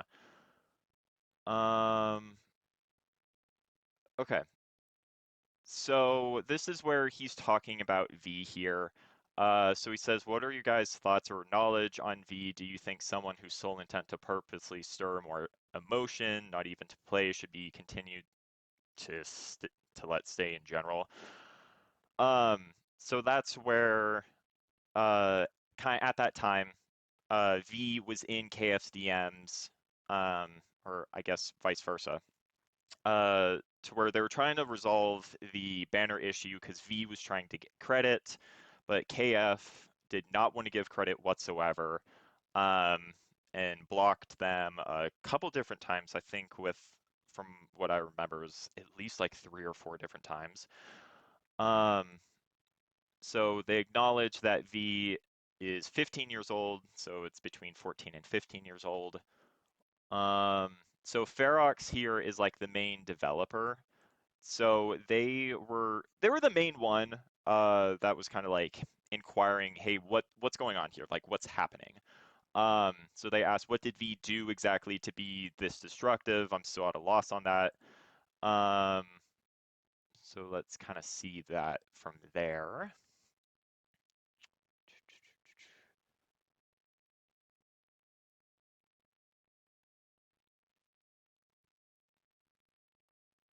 Okay, so this is where KF says V's disruption is her actions and attentions. It's like letting Skyhex back. So Skyhex was someone that was like a hacker at the time.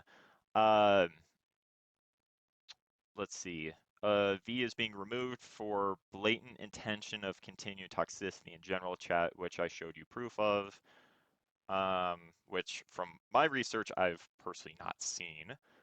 And this is where Ferox is even asking, like, what proof? All you showed me was someone responding to your message calmly without cussing, which is better than you did. The proof I've seen in logs and DMs, though, is insane. So this was a message that I believe I will have on screen if I haven't already. So it says they'll continue to be toxic, petty, and harass us. Worms stated they've offered to pay for the graphic. Okay, so this is something, so KF said he offered to remove the graphic. So from what I've seen from DMs of like historical records, that was never the case. Well, at least like not at that point in time, to where he would remove the banner because he got called out kind of like in this situation. So that's where it still exists on the Patreon, one of the YouTube channels he's in charge of. So Patreon, YouTube, and is still used throughout the Discord channel, or like the Discord server he's in charge of.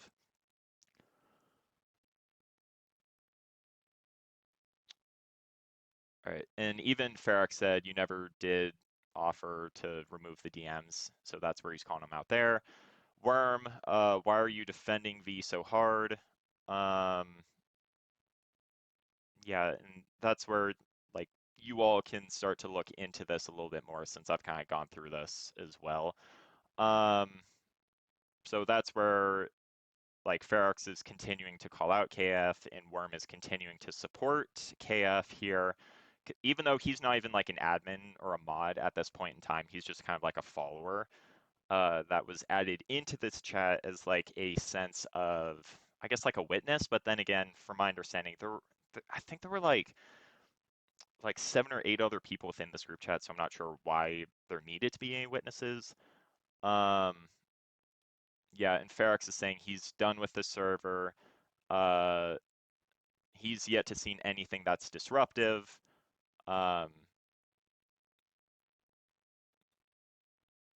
Worm's trying to redirect the issue, saying the V stuff shouldn't be the main issue at hand.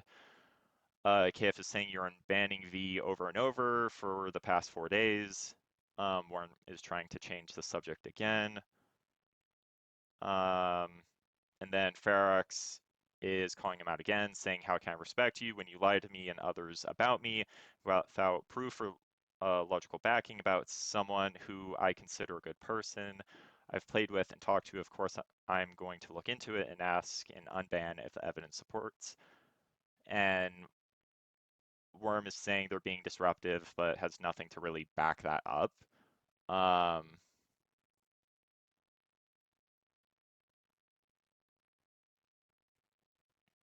Let's see. Yeah, I think I missed it, but where he was saying found it. When I was watching this originally, I think it was like a 14-minute difference or something, to where Ferox was saying like, hey, I'm not seeing any screenshots or anything of like you apologizing to V. I'm not seeing any of that. And that's where kind of in the background here, I'll kind of wait for it to pop up before I say it. Like KF was, okay, here we go. So that's where KF was working on kind of editing messages here. And if I haven't had those on screen already, I'll make sure to put them up. So that's where, so it's this message here. So the, hey, I just want to apologize. I didn't know you changed your mind. And I never blocked you. What are you talking about? All I did was try to apologize. So originally he did not say these messages to V whatsoever. Did not say anything along these lines. And you'll notice that this image is cut off, whereas like this one shows edited. So in the original message, I think it was something drastically shorter. I think it was shorter than what V actually had to say themselves. But that's where Ferox was saying, hey, I'm not seeing an apology to V whatsoever. And that's where KF like took, I think it was like 14 plus minutes or something to essentially like get this photo, and then I'll let it keep playing. But Ferox here has like the conversations between him and V. Let's see. And Worm is saying KF's family is being harassed. Why are we worrying about a 15-year-old girl, mad about someone using their art?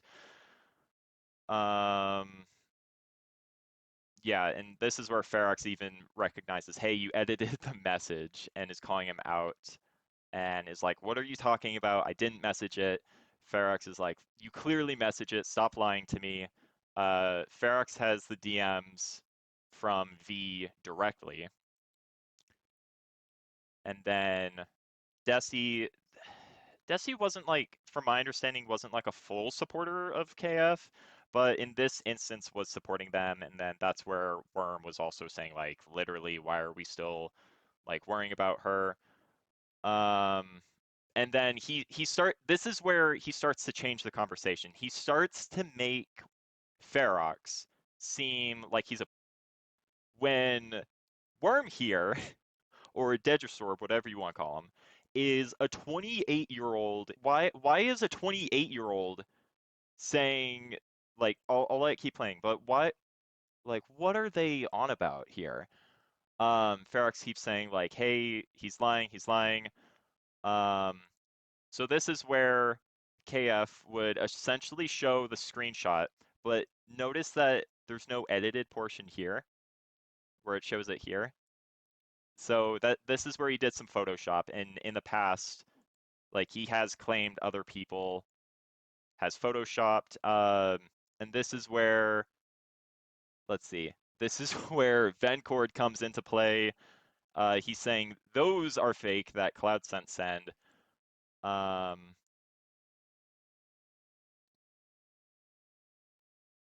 Let's see. I'll let it keep playing a little. Ferox is calling him out. Okay, this is another instance. So Worm here, 28-year-old, by the way, is saying, I think we need to check Ferox DMs, bro, is way too invested in this minor.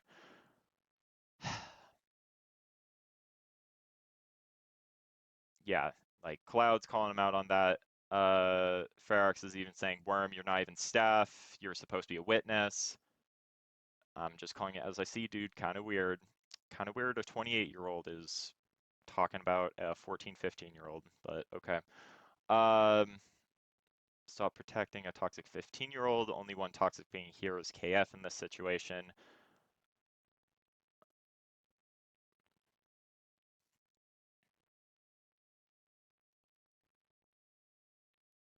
Yeah, even Cloud's calling him out, like, you're stirring up drama. And I offered to take the art down. Real-time fact checking, that's not real. I wouldn't say that. I believe Ferox banned, or not banned, but like he blocked KF. Yeah, he blocked KF kind of after this point. Yeah, so this was another thing that was happening that I kind of mentioned like early on. So with like the quiet demotion of staff, this was another thing. So I'm not sure if that was as a result of the first coup or it was because he just didn't like people. I don't remember off the top of my head at least. But this is where KF was quietly demoting people and then promoting like other supporters of his. So essentially like filling the court with supporters of his and getting rid of people that like clearly didn't like him. Let's see. We've provided him more than enough personal accounts and proof, as well as logical reasons for why V should stay banned. I need a personal apology from him before I ever talk to him again. I'm done with this. That's where he then left. And I believe shortly thereafter, yeah, well, Desi here is also a kid.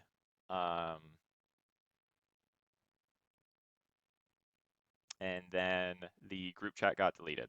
So yeah, so that's where I'm guessing kind of after this situation with KF, like people clearly identified that he was lying to even his own staff and developers who I mean they're no one is getting paid here.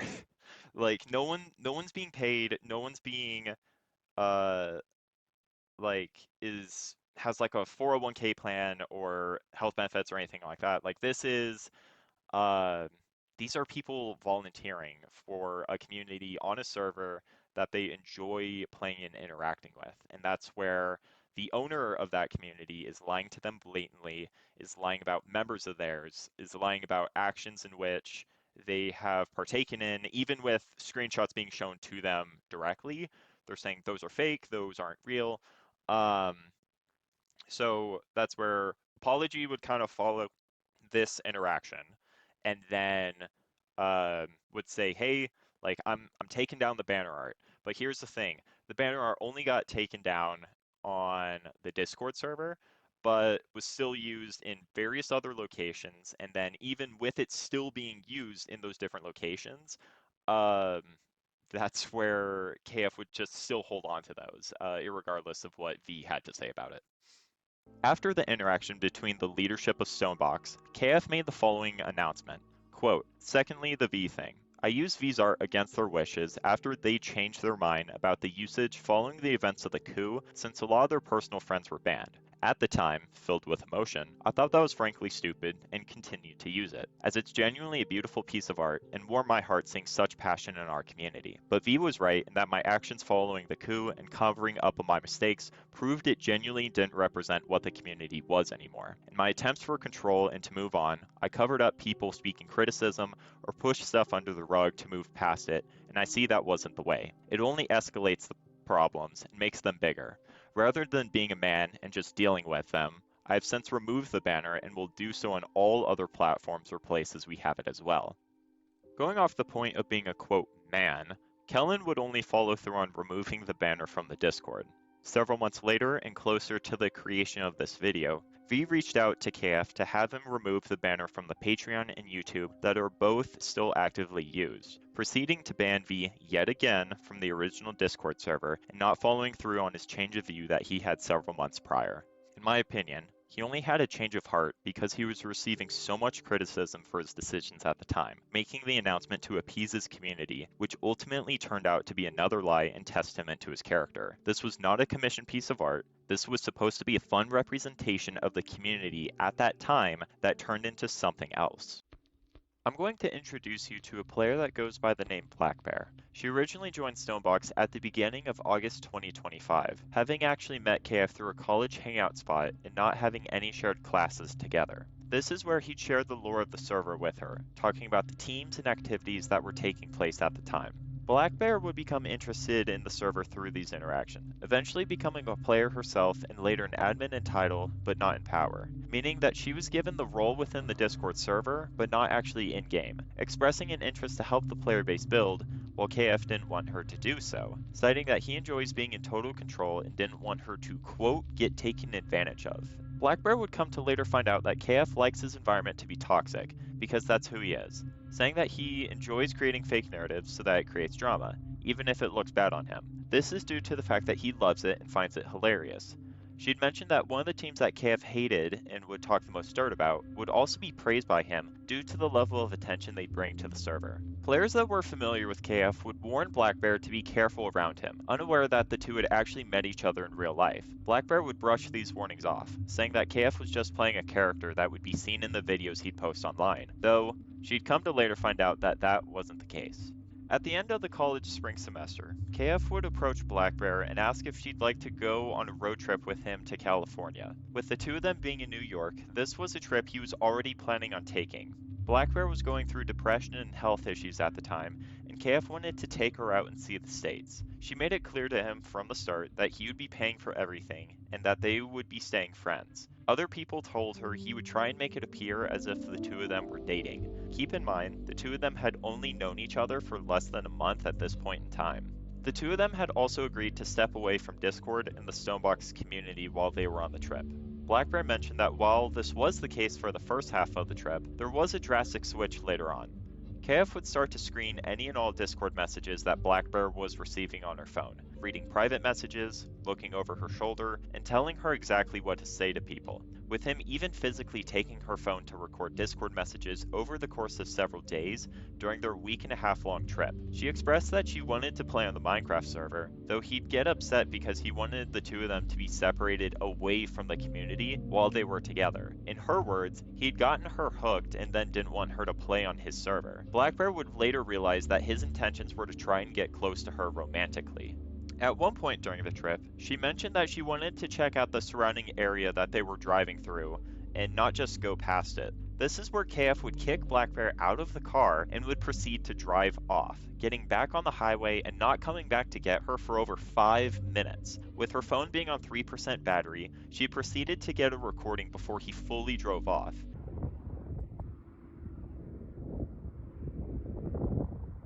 That's insane.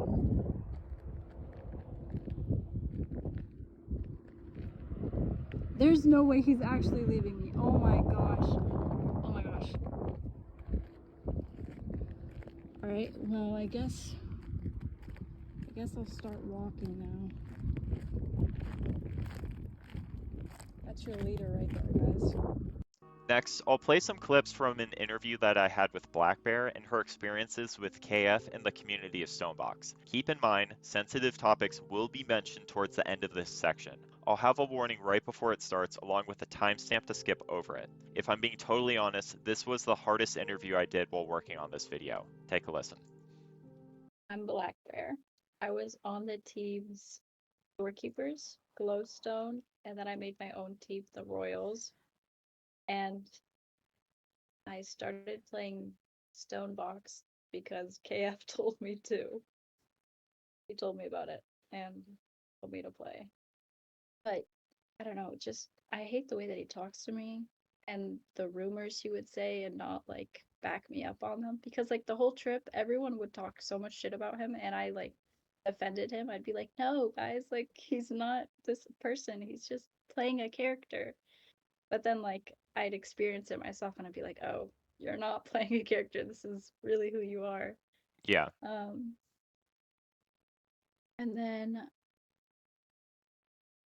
I think I like left Stonebox for a bit and I was just talking with him saying like, I really don't want to talk to you anymore, I don't want to be friends with you. And then Scrimblow, she was friends with him too, and he would reach out to her and say, oh, I miss Black Bear, oh, like talk to Black Bear for me. And then I kept getting put in group chats where I had to talk to him and I had to talk things out and I had to be friends with him, otherwise he would take his anger out on like the players and like other people. So I kind of just was like, okay, whatever, we can still be friends. And then yeah, everything exploded, things were said, and I was just like, you suck, goodbye. Regarding like the character, like you were mentioning, like can you describe to me, because like personally I wasn't there, can you describe to me like what it is this character that he was putting on was? I guess him being an asshole towards people, him crashing out over the smallest things, or like having him in voice chat and just yelling at everybody. That's truly who he is. Like, he finds entertainment in ruining other people's day. He will purposely leak chords because he thinks it's hilarious. Or like, I don't know, like he just loves messing with people. Yeah. Even if it like he rage baits them. He thinks it's hilarious. Like that's truly who he is in real life. Like you mentioned, he like really enjoyed like the toxicity, like he kind of like Would you say he like fed off of it? Yeah, for sure. Okay. If he loved it's if there was toxic in the game, he could make content out of it. That's why there weren't a lot of like peaceful people, because he ruined it. That's not content for himself. He can't make money off of it. He likes seeing people fight with each other. And then he likes to play victim sometimes. But no, his whole thing was he loved it. He loved chaos. Yeah. You kind of mentioned he liked to play victims sometimes. I guess, what did that kind of look like? Like him and Worm, Worm would start a lot of problems. Even now he starts a lot of problems. He still talks to him. Like, so many rumors were made about us during the trip, like, oh, even if it was a joke, even if people thought it was funny, Black Bear cracked KF, Black Bear and KF were in a relationship, da da da. He thought that was hilarious. But then he would come to me and be like, Black Bear, you're giving these people things to feed off of. You're telling Witless this, you're telling Worm that, like, it looks really bad on me. And I'm like, brother, you told me to say these things. Yeah. He'd like start something, make me spread it around so it would come out of my mouth, and then come back to me and be mad at me for doing it because it makes it look like a horrible person. Like, I don't know. Jeez. Yeah, that's a tricky spot to be in. There was a photo that I had made. It was like an AI photo, and it was like me standing in the mirror or something, and I had like generated this man to be like next to me. And he sent it in the Discord or something like that, or I had posted it, I can't remember. And then Worm reached out to me and was like, "Is this KF?" And KF had took my phone and was like, "Yes, it's me, it's KF," or whatever the fuck he said. And then this whole thing started, and it got passed around, and everyone was like, "Oh, this is a leaked photo of him," and I was like, "I'm the only person in that photo. What are you talking about?" Yeah. Even if it like had my name in it or my number, my Instagram, or a picture of me, he would use it to try and like get other people riled up so they could like expose him or whatever. And I was like, the only person here that's getting exposed is me. My number got leaked. I think I shared my Instagram with a few people, but that got leaked. My face got leaked. He leaked my real name. He like had made a announcement saying that he was gonna marry me, and he put my real name. So yeah, it's a whole thing. Oh. Yeah. And this was all during the road trip. Yeah. Okay. That's a lot. Okay. So I guess I'm going to circle back. So you brought up Worm, kind of like Worm and KF were kind of like working together almost in regards to like causing drama or like causing like stuff. Was Worm spreading a lot of those rumors around that you had mentioned? Yes. Worm was like the main person. I didn't talk to a lot of people. I had Worm on his private Instagram, and then I also had him on Discord and his other Instagram for like the actual game. But he would come to me and ask me questions, and I would confide in him, and then he would go and tell KF what I was saying. Or he would go to like, I don't know if he's part of the Goonian people, but the Goonian people would have that information later on. It was definitely Worm. I know this for a fact. It could possibly be allegedly, but he was the only person that I talked to during the trip. So Yeah. And that information was getting around. yeah. Gotcha. Technically, there has been a legal thing, but they didn't charge him or anything. They just called him, so I am allowed to talk about it. Okay. So yeah, he let me see. I have Yeah. a whole folder. Yeah, you're good. Kind of talk to me as if like I know nothing in regards to kind of like what has happened to where it's like we're at the point where we're at now. Yeah. Okay. So after the road trip, My Instagram is my safe place. It's a public Instagram and I have like 1,000 followers. But my TikTok and my Instagram is just me venting about things to other people because I can't vent to other people in my life. And one of the things that I said was that I had an experience with him where we were in San Francisco and he was speeding. Well, there's more to the story, but he wanted to go in the ocean and it was really cold out and I didn't want to go in the ocean because I don't know how to swim, but also it was cold out. And he was throwing a tantrum. He was like, "Oh, I'm just gonna go in there by myself." And I was like, "Yeah." And then the like ocean patrol or whatever came and told him to get out of the water, but he was like ignoring them. And then he got out of the water. They told him he couldn't swim. He was throwing a tantrum. He said he wasn't going to go back in.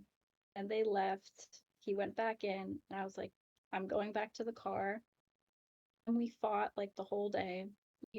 I was like, I just want to go back to the house. I don't even want to stay here. And then he was just like speeding and trying to hit people and hit other people's cars. And I wasn't feeling safe being in the car with him. So I told him to pull over to like a parking lot so I could get out. And then he was throwing a tantrum, yelling at me. And then I started crying and I had a panic attack and then I had to call my friends.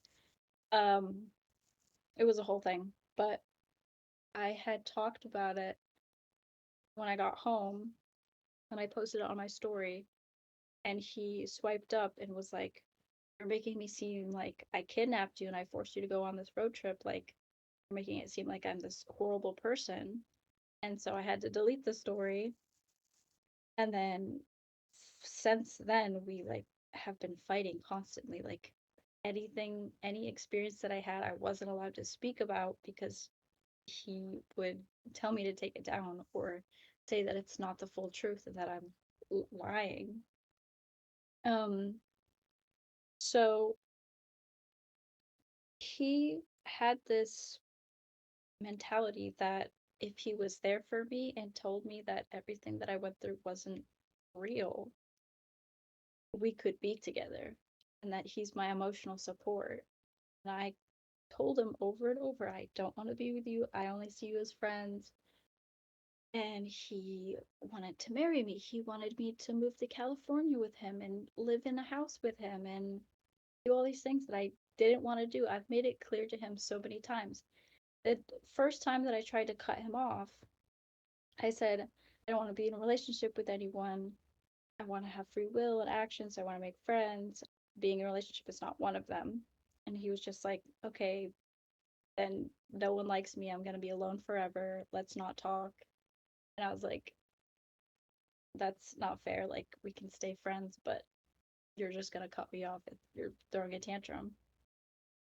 And then he kind of like sent me long, long paragraphs of him just saying how depressed he is and you don't do this, I'm going to do that. So I stuck around a little bit longer. And then we fought in Discord and other people were noticing it. So I was just like, I'm cutting you off. I don't want to talk to you. And then he reached out to my friends that I know in person and the friends that I made on Discord and was like, I'm gonna if Black Bear doesn't talk to me. And then there's all of that. Yeah. And then most recently, because we didn't talk for like 2-3 months. I don't know when he sent it, but recently he reached out to me and was saying that I just lie about everything, that I'm spreading false rumors about him, that there's so much, gosh.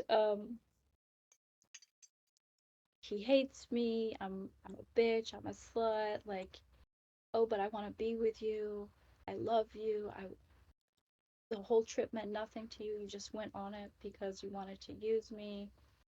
And then what else? Oh, I had to send him money because we got into like this car accident on the trip.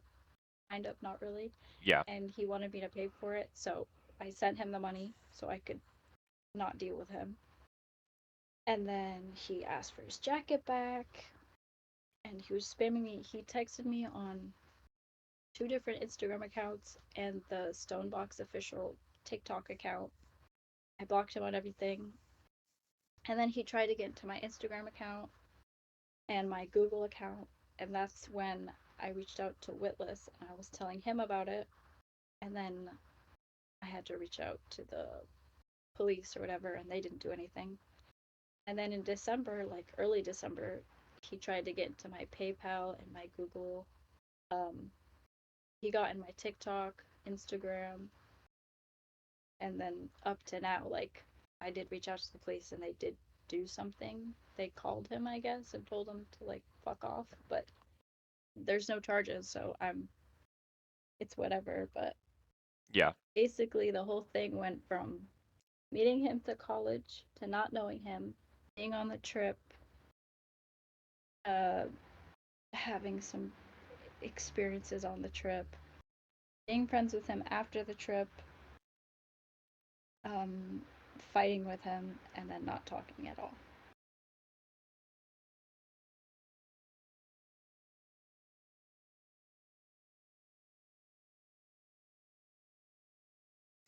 Okay, we went to West Virginia.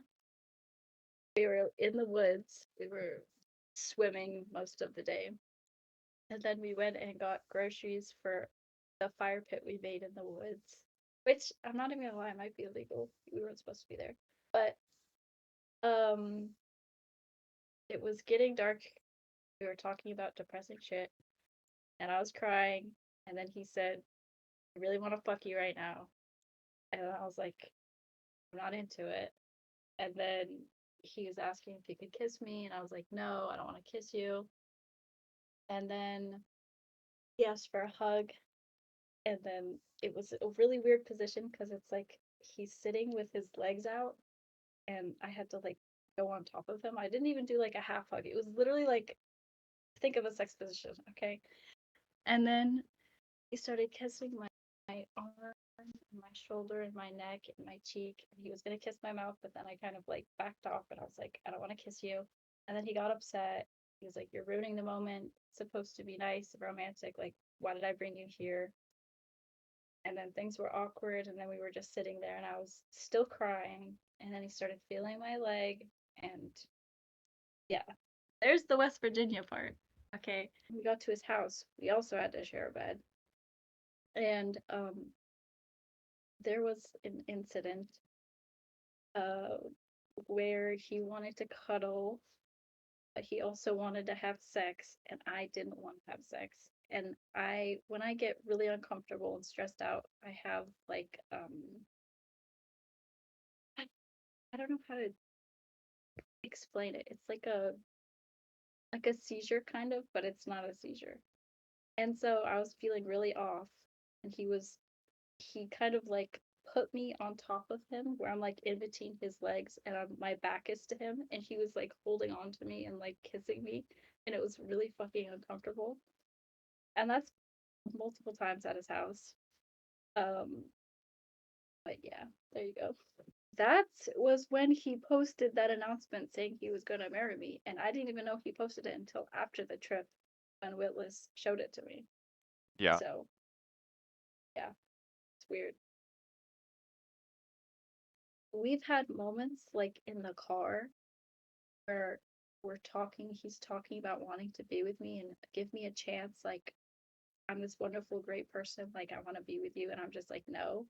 But there has been other times where I'm in an emotional state where I'm just agreeing with him so I don't have to talk about it again, which probably is like a little bit of leading on, but like I couldn't go anywhere.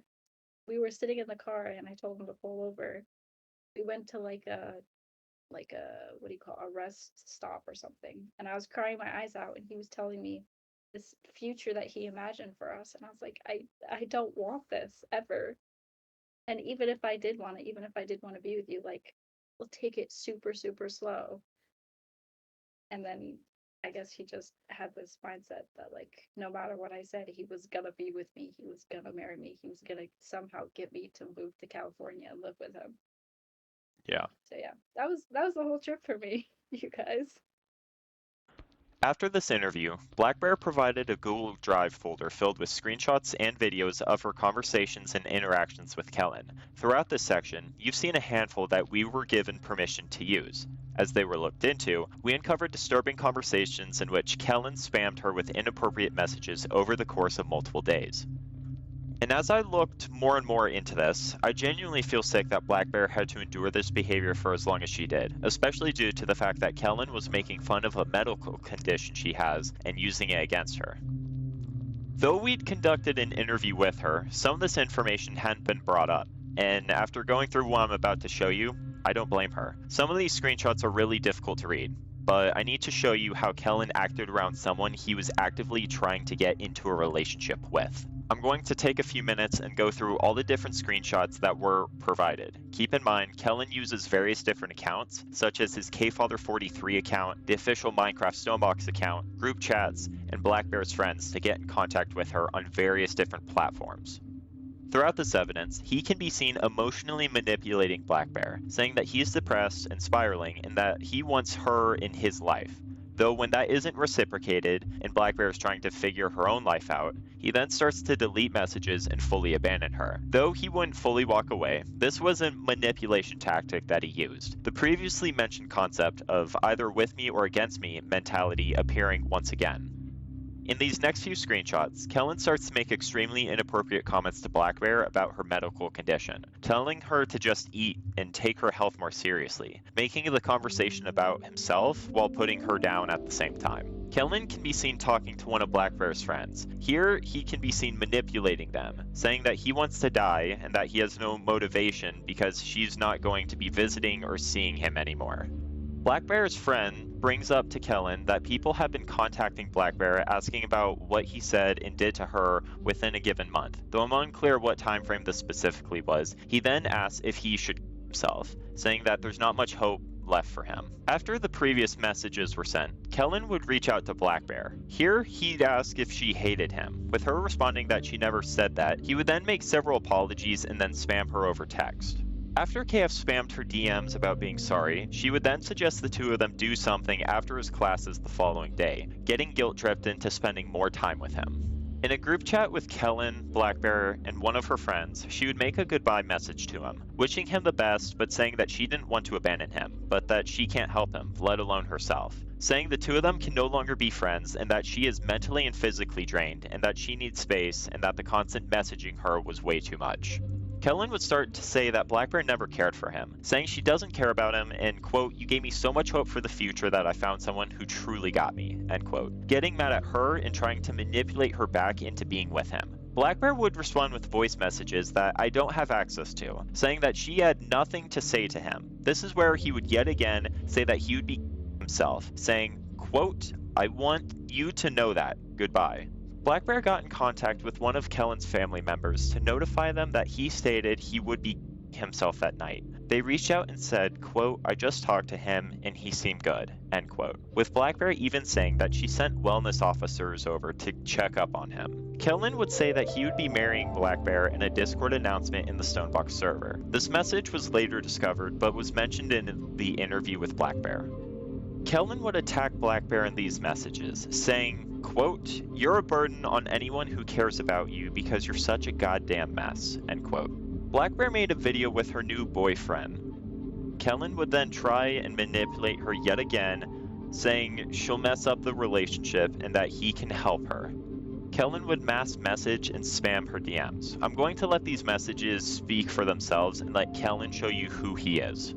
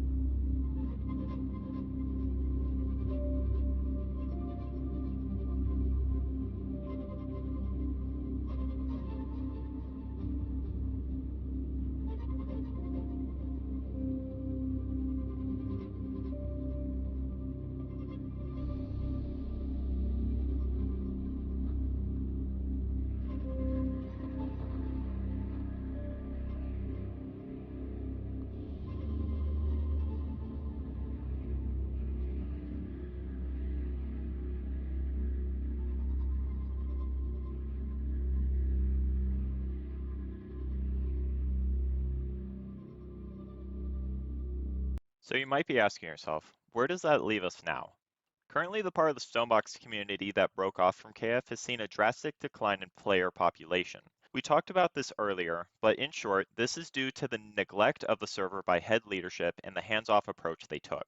The people that are in charge are attempting to revive it with updates that were promised and due several months ago, with most players either moving on to other things, with a few even going back to play on a new server that KF is setting up, with a common player consensus being that the breakaway server is now just running out of spite for KF and not out of genuine passion.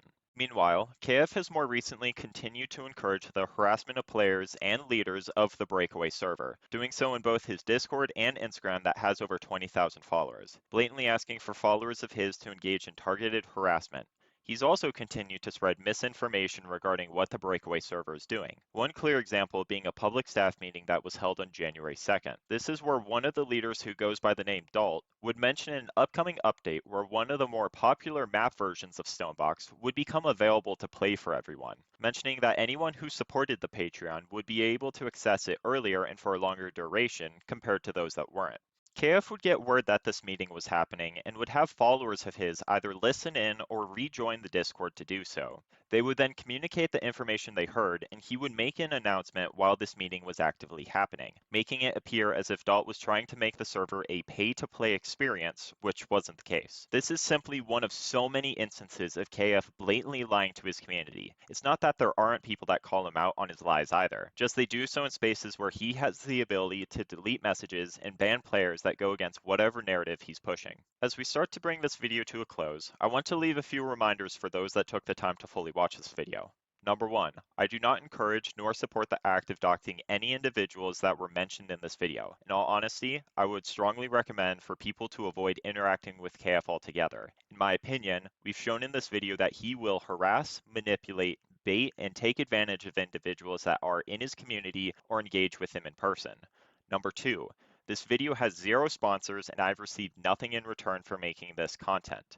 I, like many people that will watch this, was a regular player who noticed this behavior taking place and decided to take the time to look into it and then put it in a presentable format for others to watch. I wanted to thank the countless people that took the time and made this video possible. From the hundreds of screenshots, hours of interviews, and over a month of investigation, this video was made possible by people like you.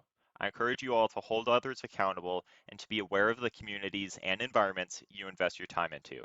Thank you for taking the time and stay safe out there.